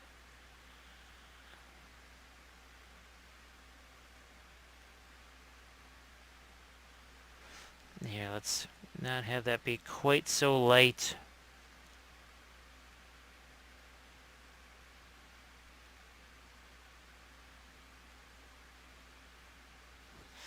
It can be tricky with the darker skin. It is not. It's that I essentially I don't do it all that often just because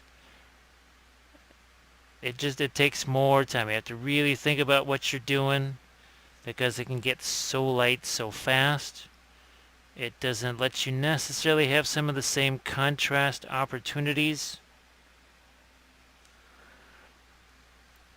And there's nothing that says you can't paint this however you want. You don't have to paint it in the whole Arabian Nights.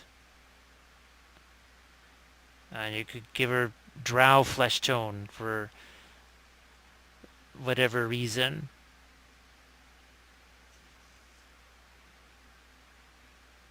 And just because you see something, or something on a box art is painted that way, it does not by any means say you've got to do it that same exact way.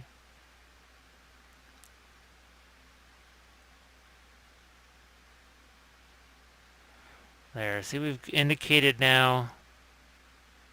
I think we've got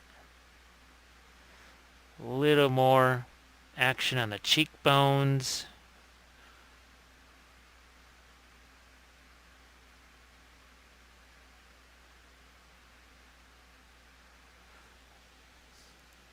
And yeah, we'll do some more purple and teal here, alternating on the clothes here, but definitely that really helped.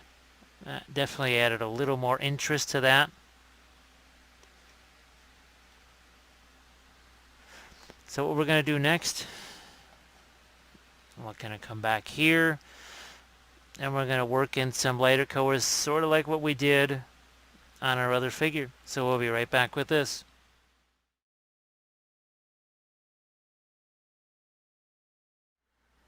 We're going to get back into our Jade here, and we've got the same stuff here out on the palette. We've got a little bit of that yellow.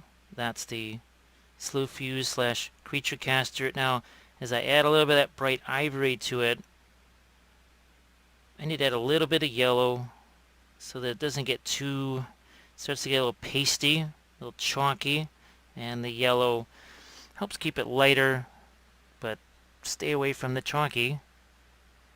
And now we'll do some of these semi-translucent things here because we mixed, I don't want to say our base is a contrast, but we got the contrast paints in there, and that's what helps give us that little bit of translucency. Now I'm going to try and focus on, especially around the face here. So that's going to be what I'm really going to focus in on here,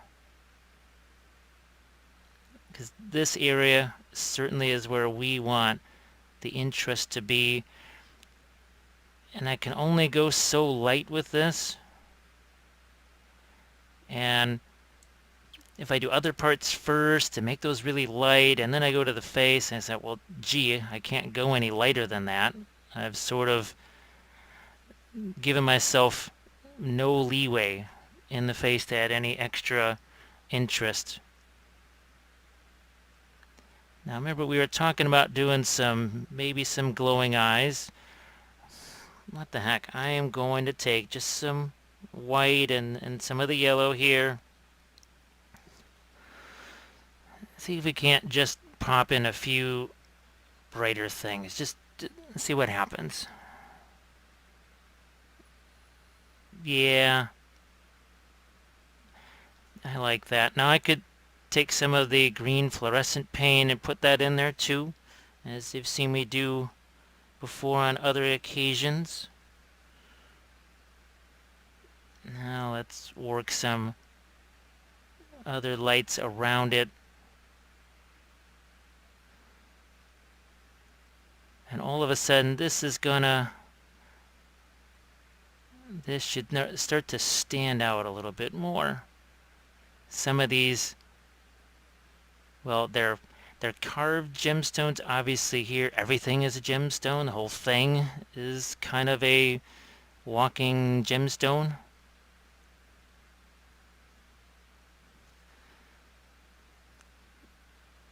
And I will move around to a few other areas too. I don't want to just get trapped and locked into one spot, as always. There's a lot of these kind of amulet, bracelet type things with a lot of the little dots there. Now, as I said, you don't need to watch me paint hundreds of these little dots here. I'm going to try and do the ones that are the most pertinent, as in the ones here around the head.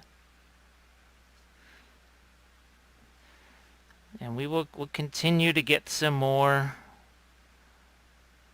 highlights in this area too. I also have to think about, that's a crack there. I have to consider, okay, how do I highlight that crack to indicate, well, that it's a crack, but yet not lose the overall shading? That is a tricky balance. It's a very tricky balance on this thing. And two, this looks very light, But oh, it is, like I said, if one is the lightest, we're still only maybe at a 3 with this color. Now maybe on camera it probably doesn't show up quite as much. Now you know how things are, it's just in person, it's always going to have a little bit of a different look to it. But definitely, yeah, there's a whole bunch of cracks here, but yet there's also my regular shading. This is another reason why I'm not going all the way to that brightest highlight color, because I want that in my back pocket, so to speak. So when I need to do something like highlight one of those cracks, well, it's there for me. It's an option. So we're back around into this area again. And the other thing that's fun too is to take that same contrast green, the warp lightning, whatever, and then actually do a little bit of a glaze over some of these lighter colors. It's that super translucent green. There is something else. Let me see if I can dig this out for you here. Now, some people have kind of speculated that maybe this was a contrast paint before there were contrast paints. I might just try and glaze some of that over the top just to see. Now, the other thing I wanted to play with too was blood effects. I think we'll just do one more segment after this, and it'll be more of your final detail sort of thing where we add stuff like blood effects.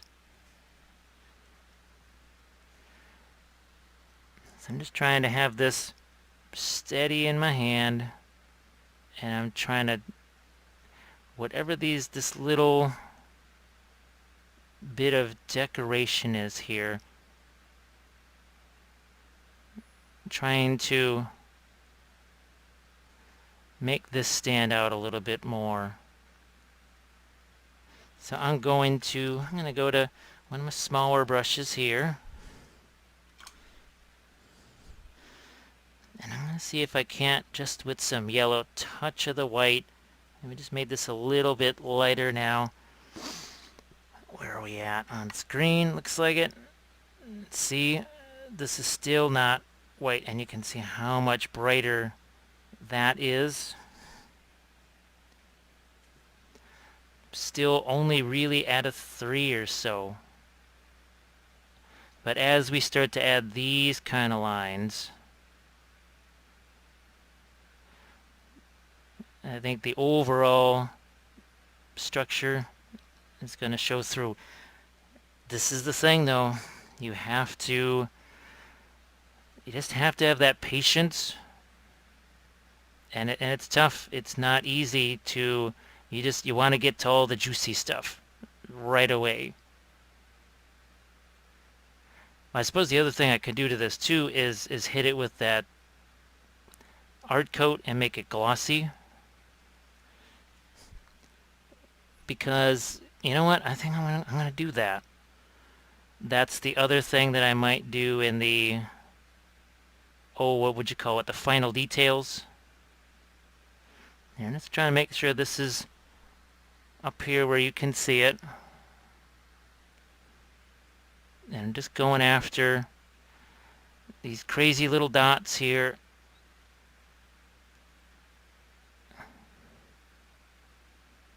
Trying to get an edge on the knife. We've got a hand here that's holding that. It's that difficult balance of, well, ordinarily these would be highlighted, but you've got these areas where there's the dark veins that run through it. So what do you do there? But now you can, I think now you can see, as I add a little bit of lights into where these cracks are to give it that sort of a little bit of depth, those start to come out. What do we have here?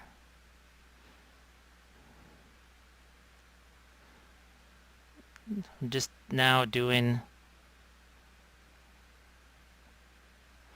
these are the really juicy things. Then this last and the final moments start to, yeah, look at the skulls here. We'll just work on these a little bit.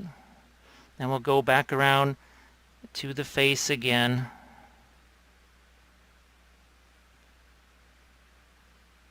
See, we're just catching a few glints of light on the skulls, and then now we start to indicate that that crack is there as we give it this bit of highlight. And you could extend the cracks a little bit more too and make them more fine than what could be sculpted and cast. You sort of paint those in. And then I've done it on my bases, say on cracked marble, where it's too hard to carve that crack in there. But it's certainly a whole lot easier to paint that crack in there. So more cracks over here.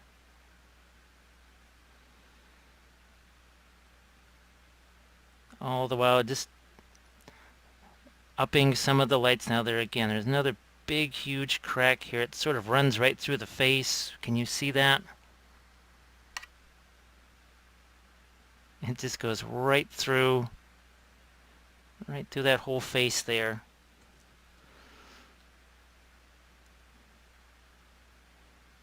And we've got the tongue here.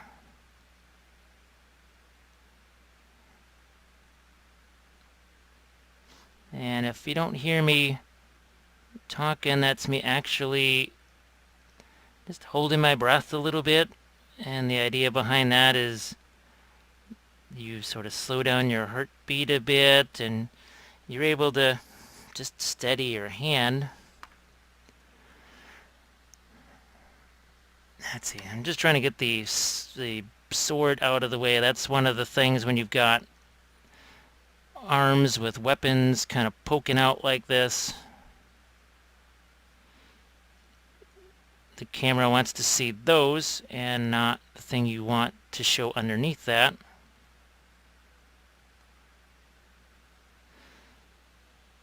I can see it. That's kind of neat to have just the regular skin tone head. Like I said, maybe on the next one of these that I try, I will just do the blades as regular swords, because I know on some of those type of statues, the weapons, or even say whatever little torches there were actually just real weapons and torches.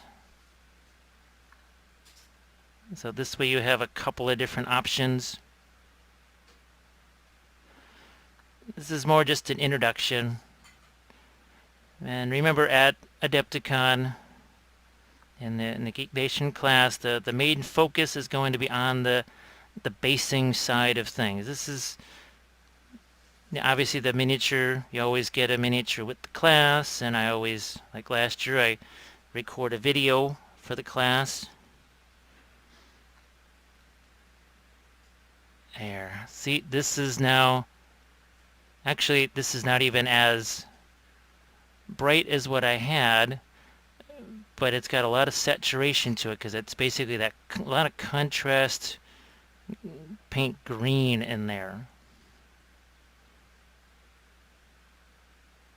So same thing here. There's areas where I think I just want to have a little more mid-tone, a little less of that dark jade. We put on a lot of that. Now we're sort of working in reverse. There's nothing wrong with that. We're changing directions where you've gone darker and darker, and you say, you know what? I need to go lighter. I need to go in the opposite direction. All right.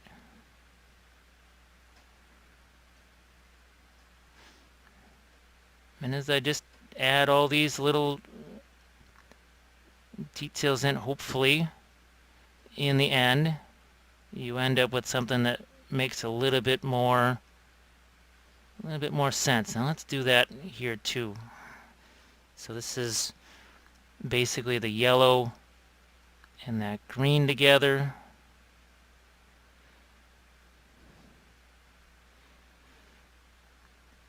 I just figured that, well, when we're looking to do something semi-translucent like this, well, what better way to be using semi-translucent paint, but not necessarily just glaze after glaze after glaze.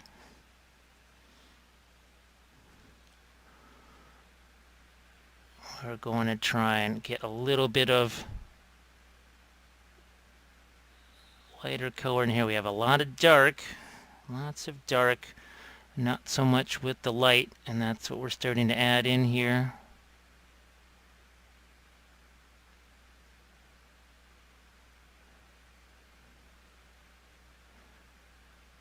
You must have dark to show light, and that's the reason our light colors start to stand out, is because we, in that secondary stage there, where we added those darker tones into the jade, that starts to pay off now.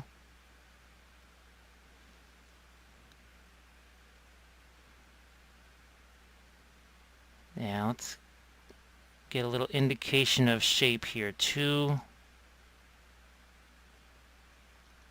It could be interesting for this to be glowing. It'll be it's going to be really different. Think of how much stuff is around here, and if this is glowing, as in just a regular sort of little cauldron type here, all of this, these blades are going to have object source lighting, so it would be, let's just put it this way, it's going to be 2 videos. And that'll also be available to my patrons on the Patreon page, because I like to do video series that take you through the process. It's a little more in-depth than what I could just do in one episode here. That's why the army painting series, 5 episodes long, it starts with basing.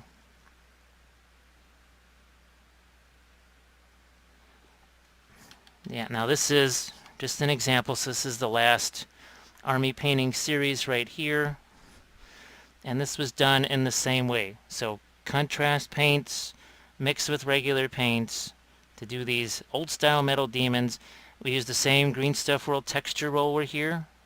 The one thing we added was fluorescent paints into this. But yeah, this was another, basically a big contrast paint heavy video series. And this definitely is starting to, now I'm really starting to see some shapes in here. I'm going to see what happens when I try and add my lightest colors in here. I'm going to go over here. You can see how much lighter this is. And mostly to highlight some of these cracks and other areas. And what I'll do is, for the heck of it, I'll just brush some of that. Yeah, I don't know. I might just put a little bit of it over one area, see if I like that. Okay, I'm going to go even a little bit lighter. So this is as bright as I can go here. Just trying to get some of this into the eyes.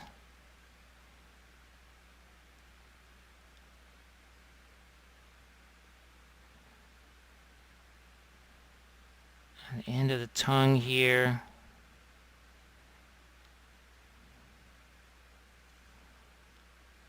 On a couple of the edges of the swords.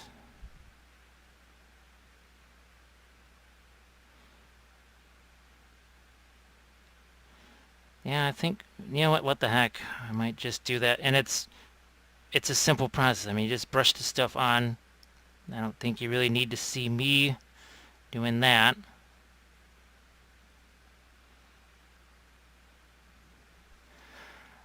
I suppose, I guess on the, if there's a downside, maybe the blood effects,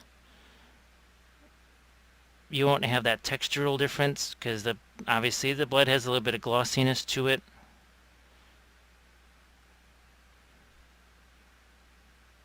Another reason why I probably won't paint the gloss stuff on here is because the lights will just bounce off of it and you won't really see much of anything. I think it'll show more in the gallery pictures.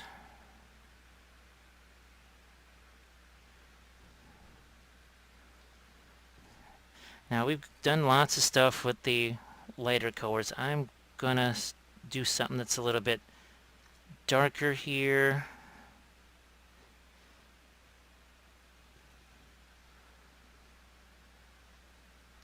This is actually the Achillean green and some of the purple mixed together.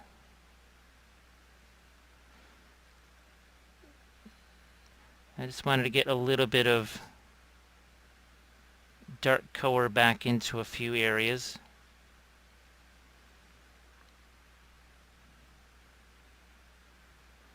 Even up in this area.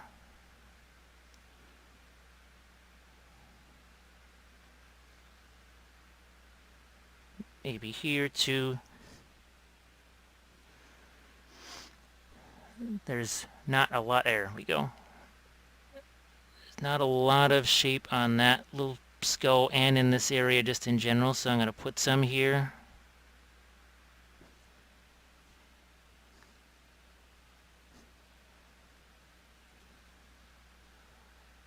Yeah, it's just sort of a big dark area and I need to get a little more light into here. And by light, it's that middle tone that I've been talking about.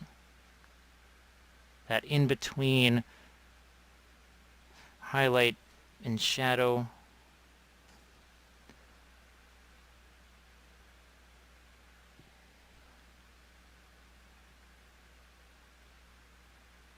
There we are.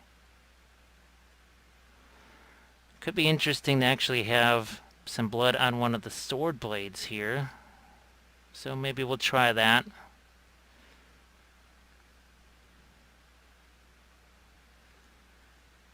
Let's see, I think, oh yeah, okay.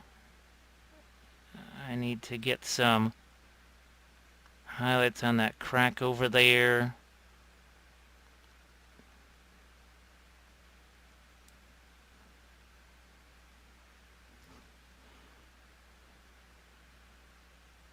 And there's get a lot of these little sort of sculpted gemstones, but they're all essentially one color.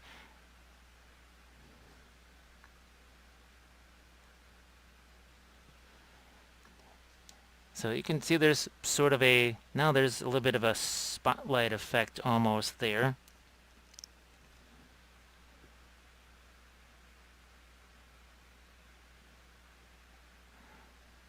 Working the knuckles on the hand. It's while there's still actually some of that original stippling. Remember what we did with the sponge? Some of that's still in there. But now it's much less prominent.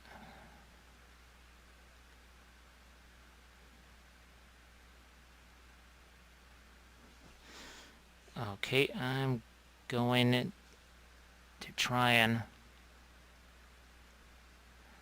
get a few little interesting lights onto the little cauldron thing here.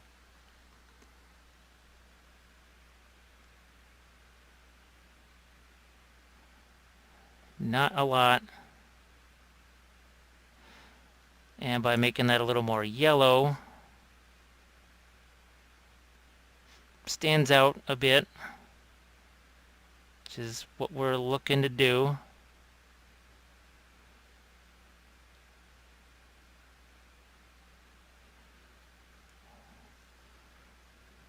This side definitely needs some.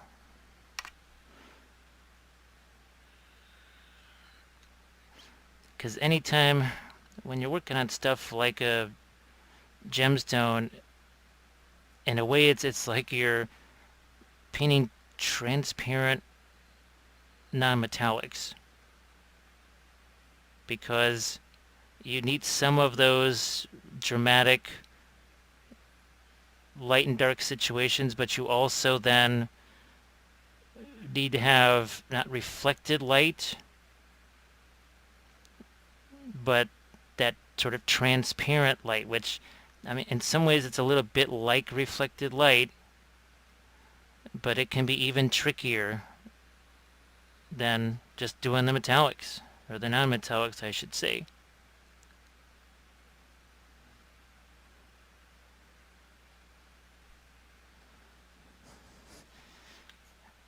Now,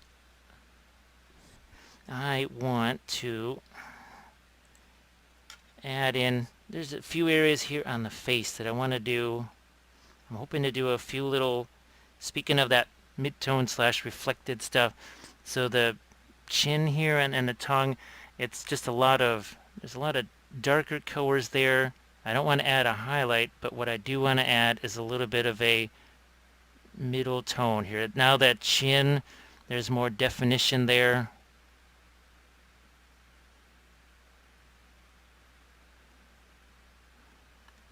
And sometimes it's the real subtle little difference like that that can make something that maybe doesn't have that much, or seem to have that much shape, all of a sudden seem to have a lot more. Now, I don't know if you can really see, but I want to get in here with that same, it's not very much brighter in the overall scheme of things. My idea there is just to get a little more shape down in these recess areas. So again, I don't know how much of this you can see.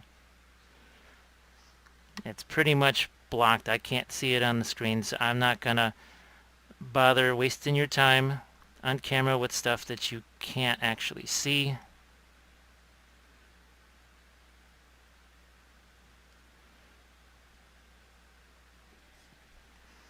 So I'm gonna, yeah, I don't want to go too far along here and then you don't get to see the blood effects. So that's what we're going to try and do. We'll do some of the more the special effects, I guess.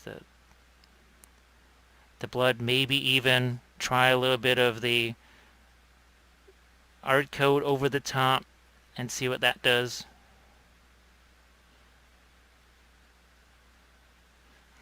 Okay, so we'll be right back, especially over here. You know, maybe do this blade here and this hand. Or should it be this one? Yeah, maybe this one here. So like this hand picked up after this blade gave it a slice. So we'll be right back with that.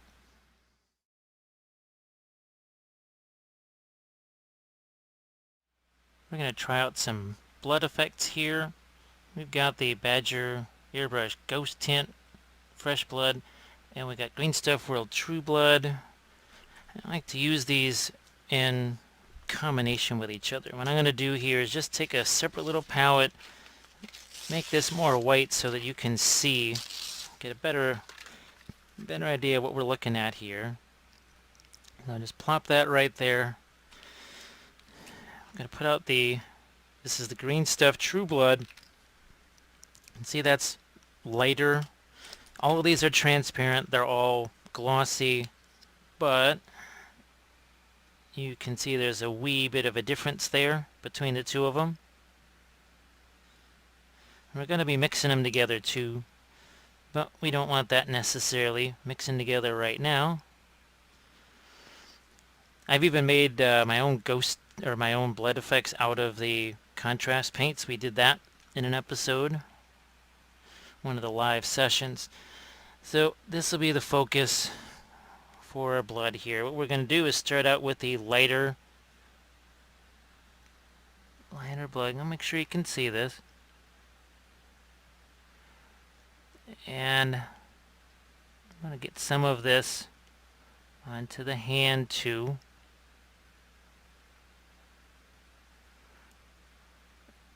This is why we didn't get too elaborate into painting, especially all of this area down here.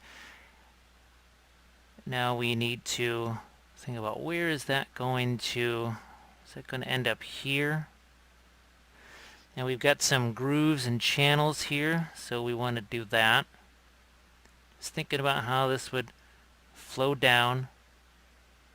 Now secret weapon miniatures, they make basically body parts, and I've used those on some of my past miniatures. I believe the Shaggy Dog Song of Ice and Fire video, if you want to go look that up, that's also on the channel. So we'll start off with this. You can see it sort of flows down this way, and now I'm going to, like I said, I'm going to hit this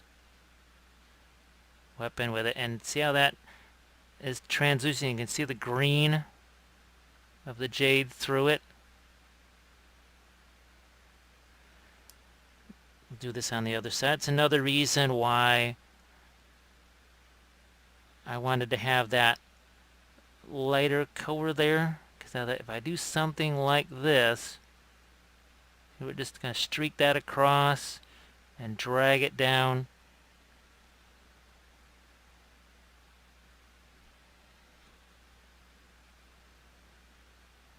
Like so. Here.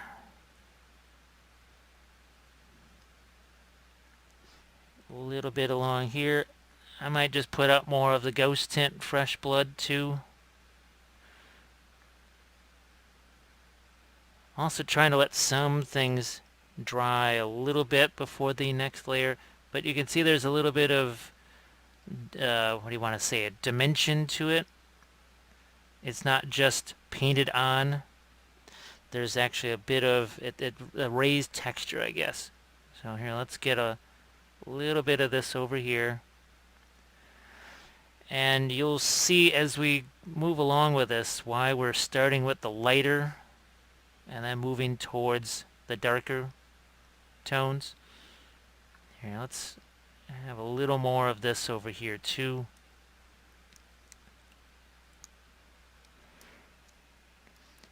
Now we've got the ghost tint red. We even got a little bit of that. That's the black. The, was that Creature Caster Monument black. And now we have something that's a little bit more of the darker coagulated blood. You see this a little less than, say, on some of the snow bases that I've done. And like I said, you want to see how that plays out. It's really fun doing this on the snow, especially when you do it on the secret weapon snow effects. It really shines. I'm going to actually put a little bit of that here too.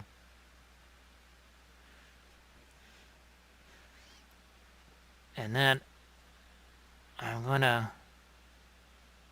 just drag the brush along here, and see there's literally a blood drip right there, because hey, why not? Because we're going to do a similar thing over here. And you can see it has a little bit of structure, a little bit of dimension there.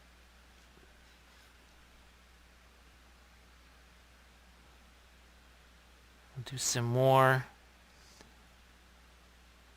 of the darker coagulated. And the more of the black that I add, the darker this gets.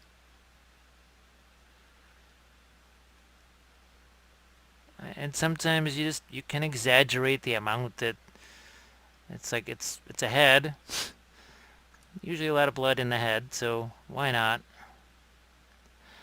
I'm glad I did that, because it does really make the green, it sets off that green that much more of all of the jade that we've done.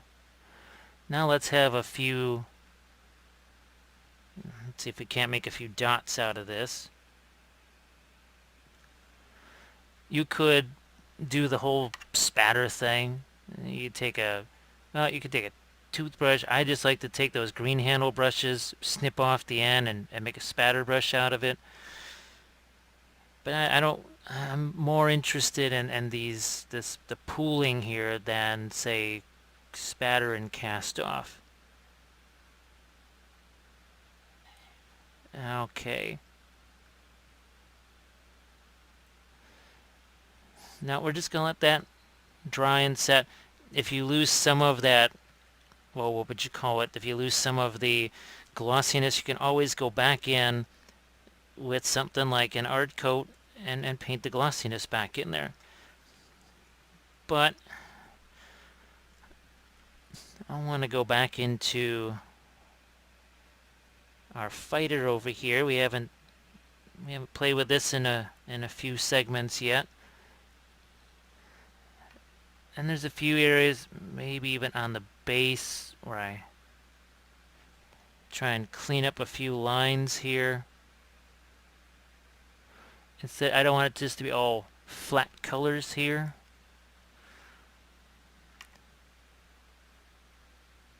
See, now there's a little bit of a, almost like a light to dark action. Get some of these little sections a little lighter here on, basically I'm just going to call them feathers.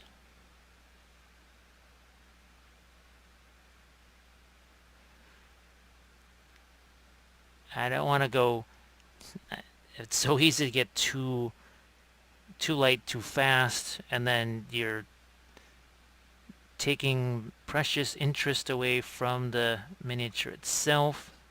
Hopefully that is, okay, if I move it a little bit, let me how you can see it. And we are also going to work on a few things here. Are some of our metals, our golds. Because I got this yellow out here.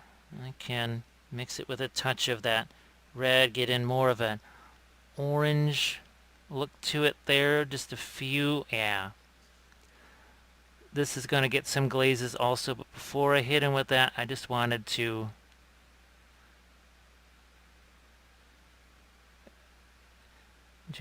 get a little bit of my sort of orange color in there. And maybe even here too.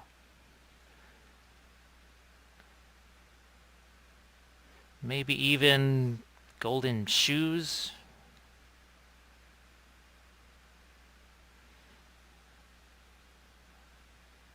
I just need a little bit of separation from the base, and I think the lighter shoes just might do that. Thinking along the same lines here. Just trying to work in a little bit of orange.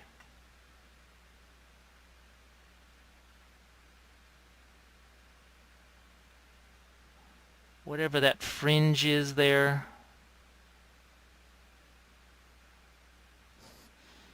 Yeah, let's go back to a little bit of yellow.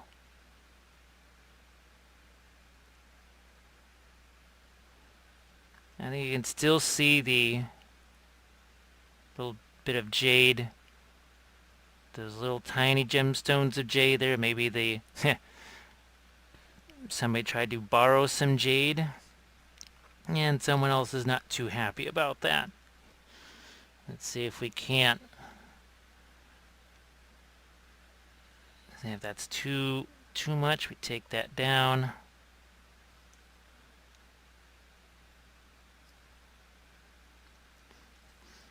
And as I've said before, this is that point where you start to decide, okay,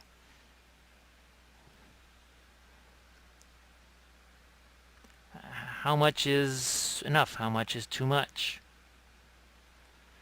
Do I want to highlight that red that's down in the floor a little bit more and give that a little more color? Or if I do that, is it going to take away from the figure itself? Now let's see if I can't see if I've got enough snakebite leather. Looks like it.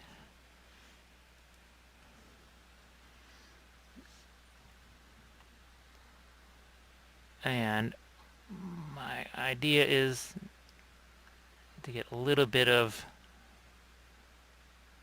there we go. Just tone some of this stuff down in here too.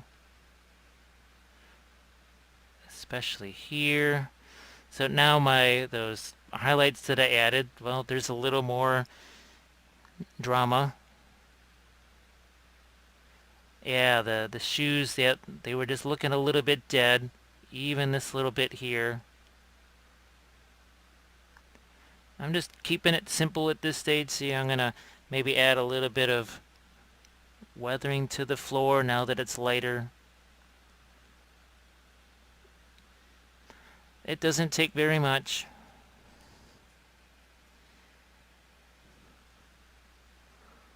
Let's see if we can have our face stand out even a bit more.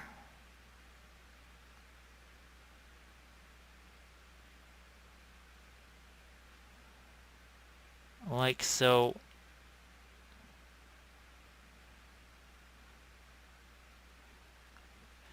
Just getting a little bit of extra dark onto the sword blades because, like we talked about before, you're looking for that,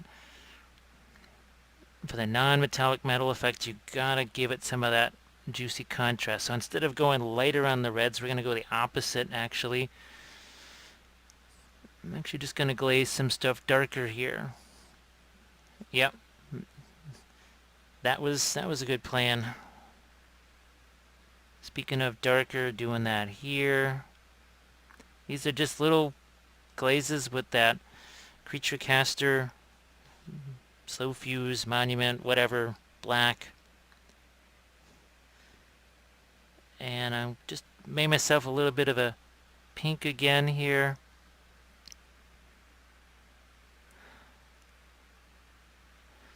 And now that we've done so many other aspects of this, we can, you know what, alright, I just need a few final highlights in a few places.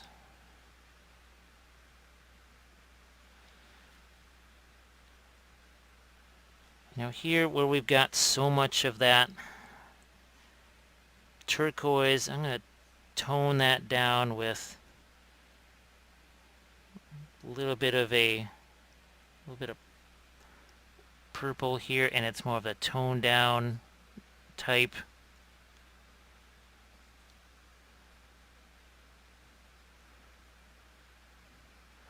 Now, I could have given her, say, more of a white turban style there, or a scarf here on the head. Now I'm going to go back to maybe some brighter pink here around the face.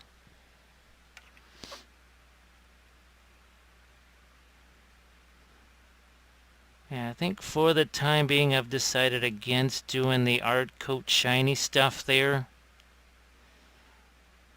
on the Jade creature, because I don't want to lose that sort of unique glossiness of the blood effects there. And not all Jade is glossy or polished. I guess I've seen Jade, I know I've seen it in just museums, or it's almost frosted. And maybe we'll just go with that look. And I said maybe on the other video series, maybe that's where I'll maybe plan for it from the beginning.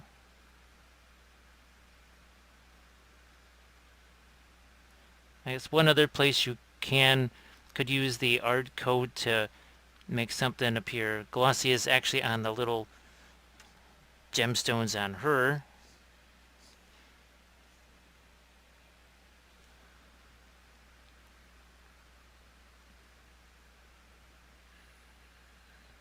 And yeah, I can do that. Yeah, after I get in a few final lights here on these arm bracelets there. Well, I guess they're just bracelets, they're not arm bracelets.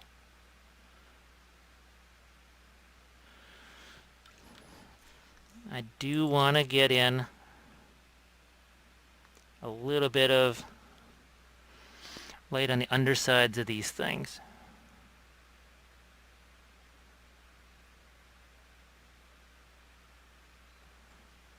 Okay, we're doing that here.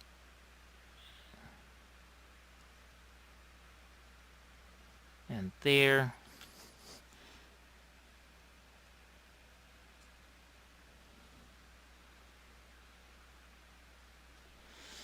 I'm gonna get back into my little bit of snakebite leather here, and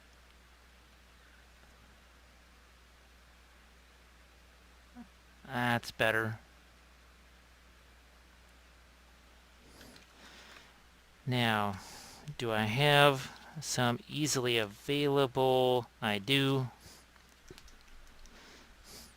I could use the secret weapon water effects too.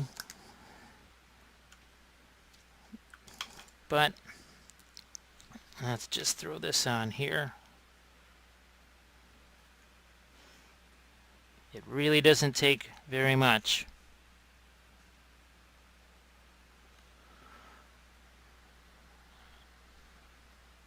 And we'll just throw a little dot there, little dot there. You know, in theory, you could add, well, that contrast green to it. And now it's not just glossy, but it also has a little bit of a color. So I think you can see how that, yeah, see as I rotate that around, the light kind of follows it.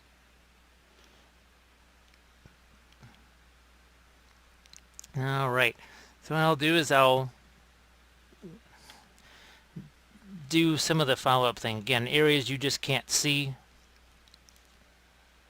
And then we'll take some pictures of these guys, and we'll make a little bit of a gallery for you. So hopefully I'll be seeing some of you guys at Adepticon in 2020 in that very special class, and well, hopefully I just see you at Adepticon in general. We'll be doing the Fort Wappel thing there as always, and hopefully maybe see you at Gen Con, hopefully see you at ReaperCon, because we'll be there afterwards. And if you want to just do a like on this video, that's good. YouTube likes it. It helps me out. And if you want to do the Patreon thing, that Army Painter pledge level, it's $15 a month, and you get about 100, at this point about 120 hours worth of tutorials right off the bat. So thanks again, everybody, and I'll catch you on the next video.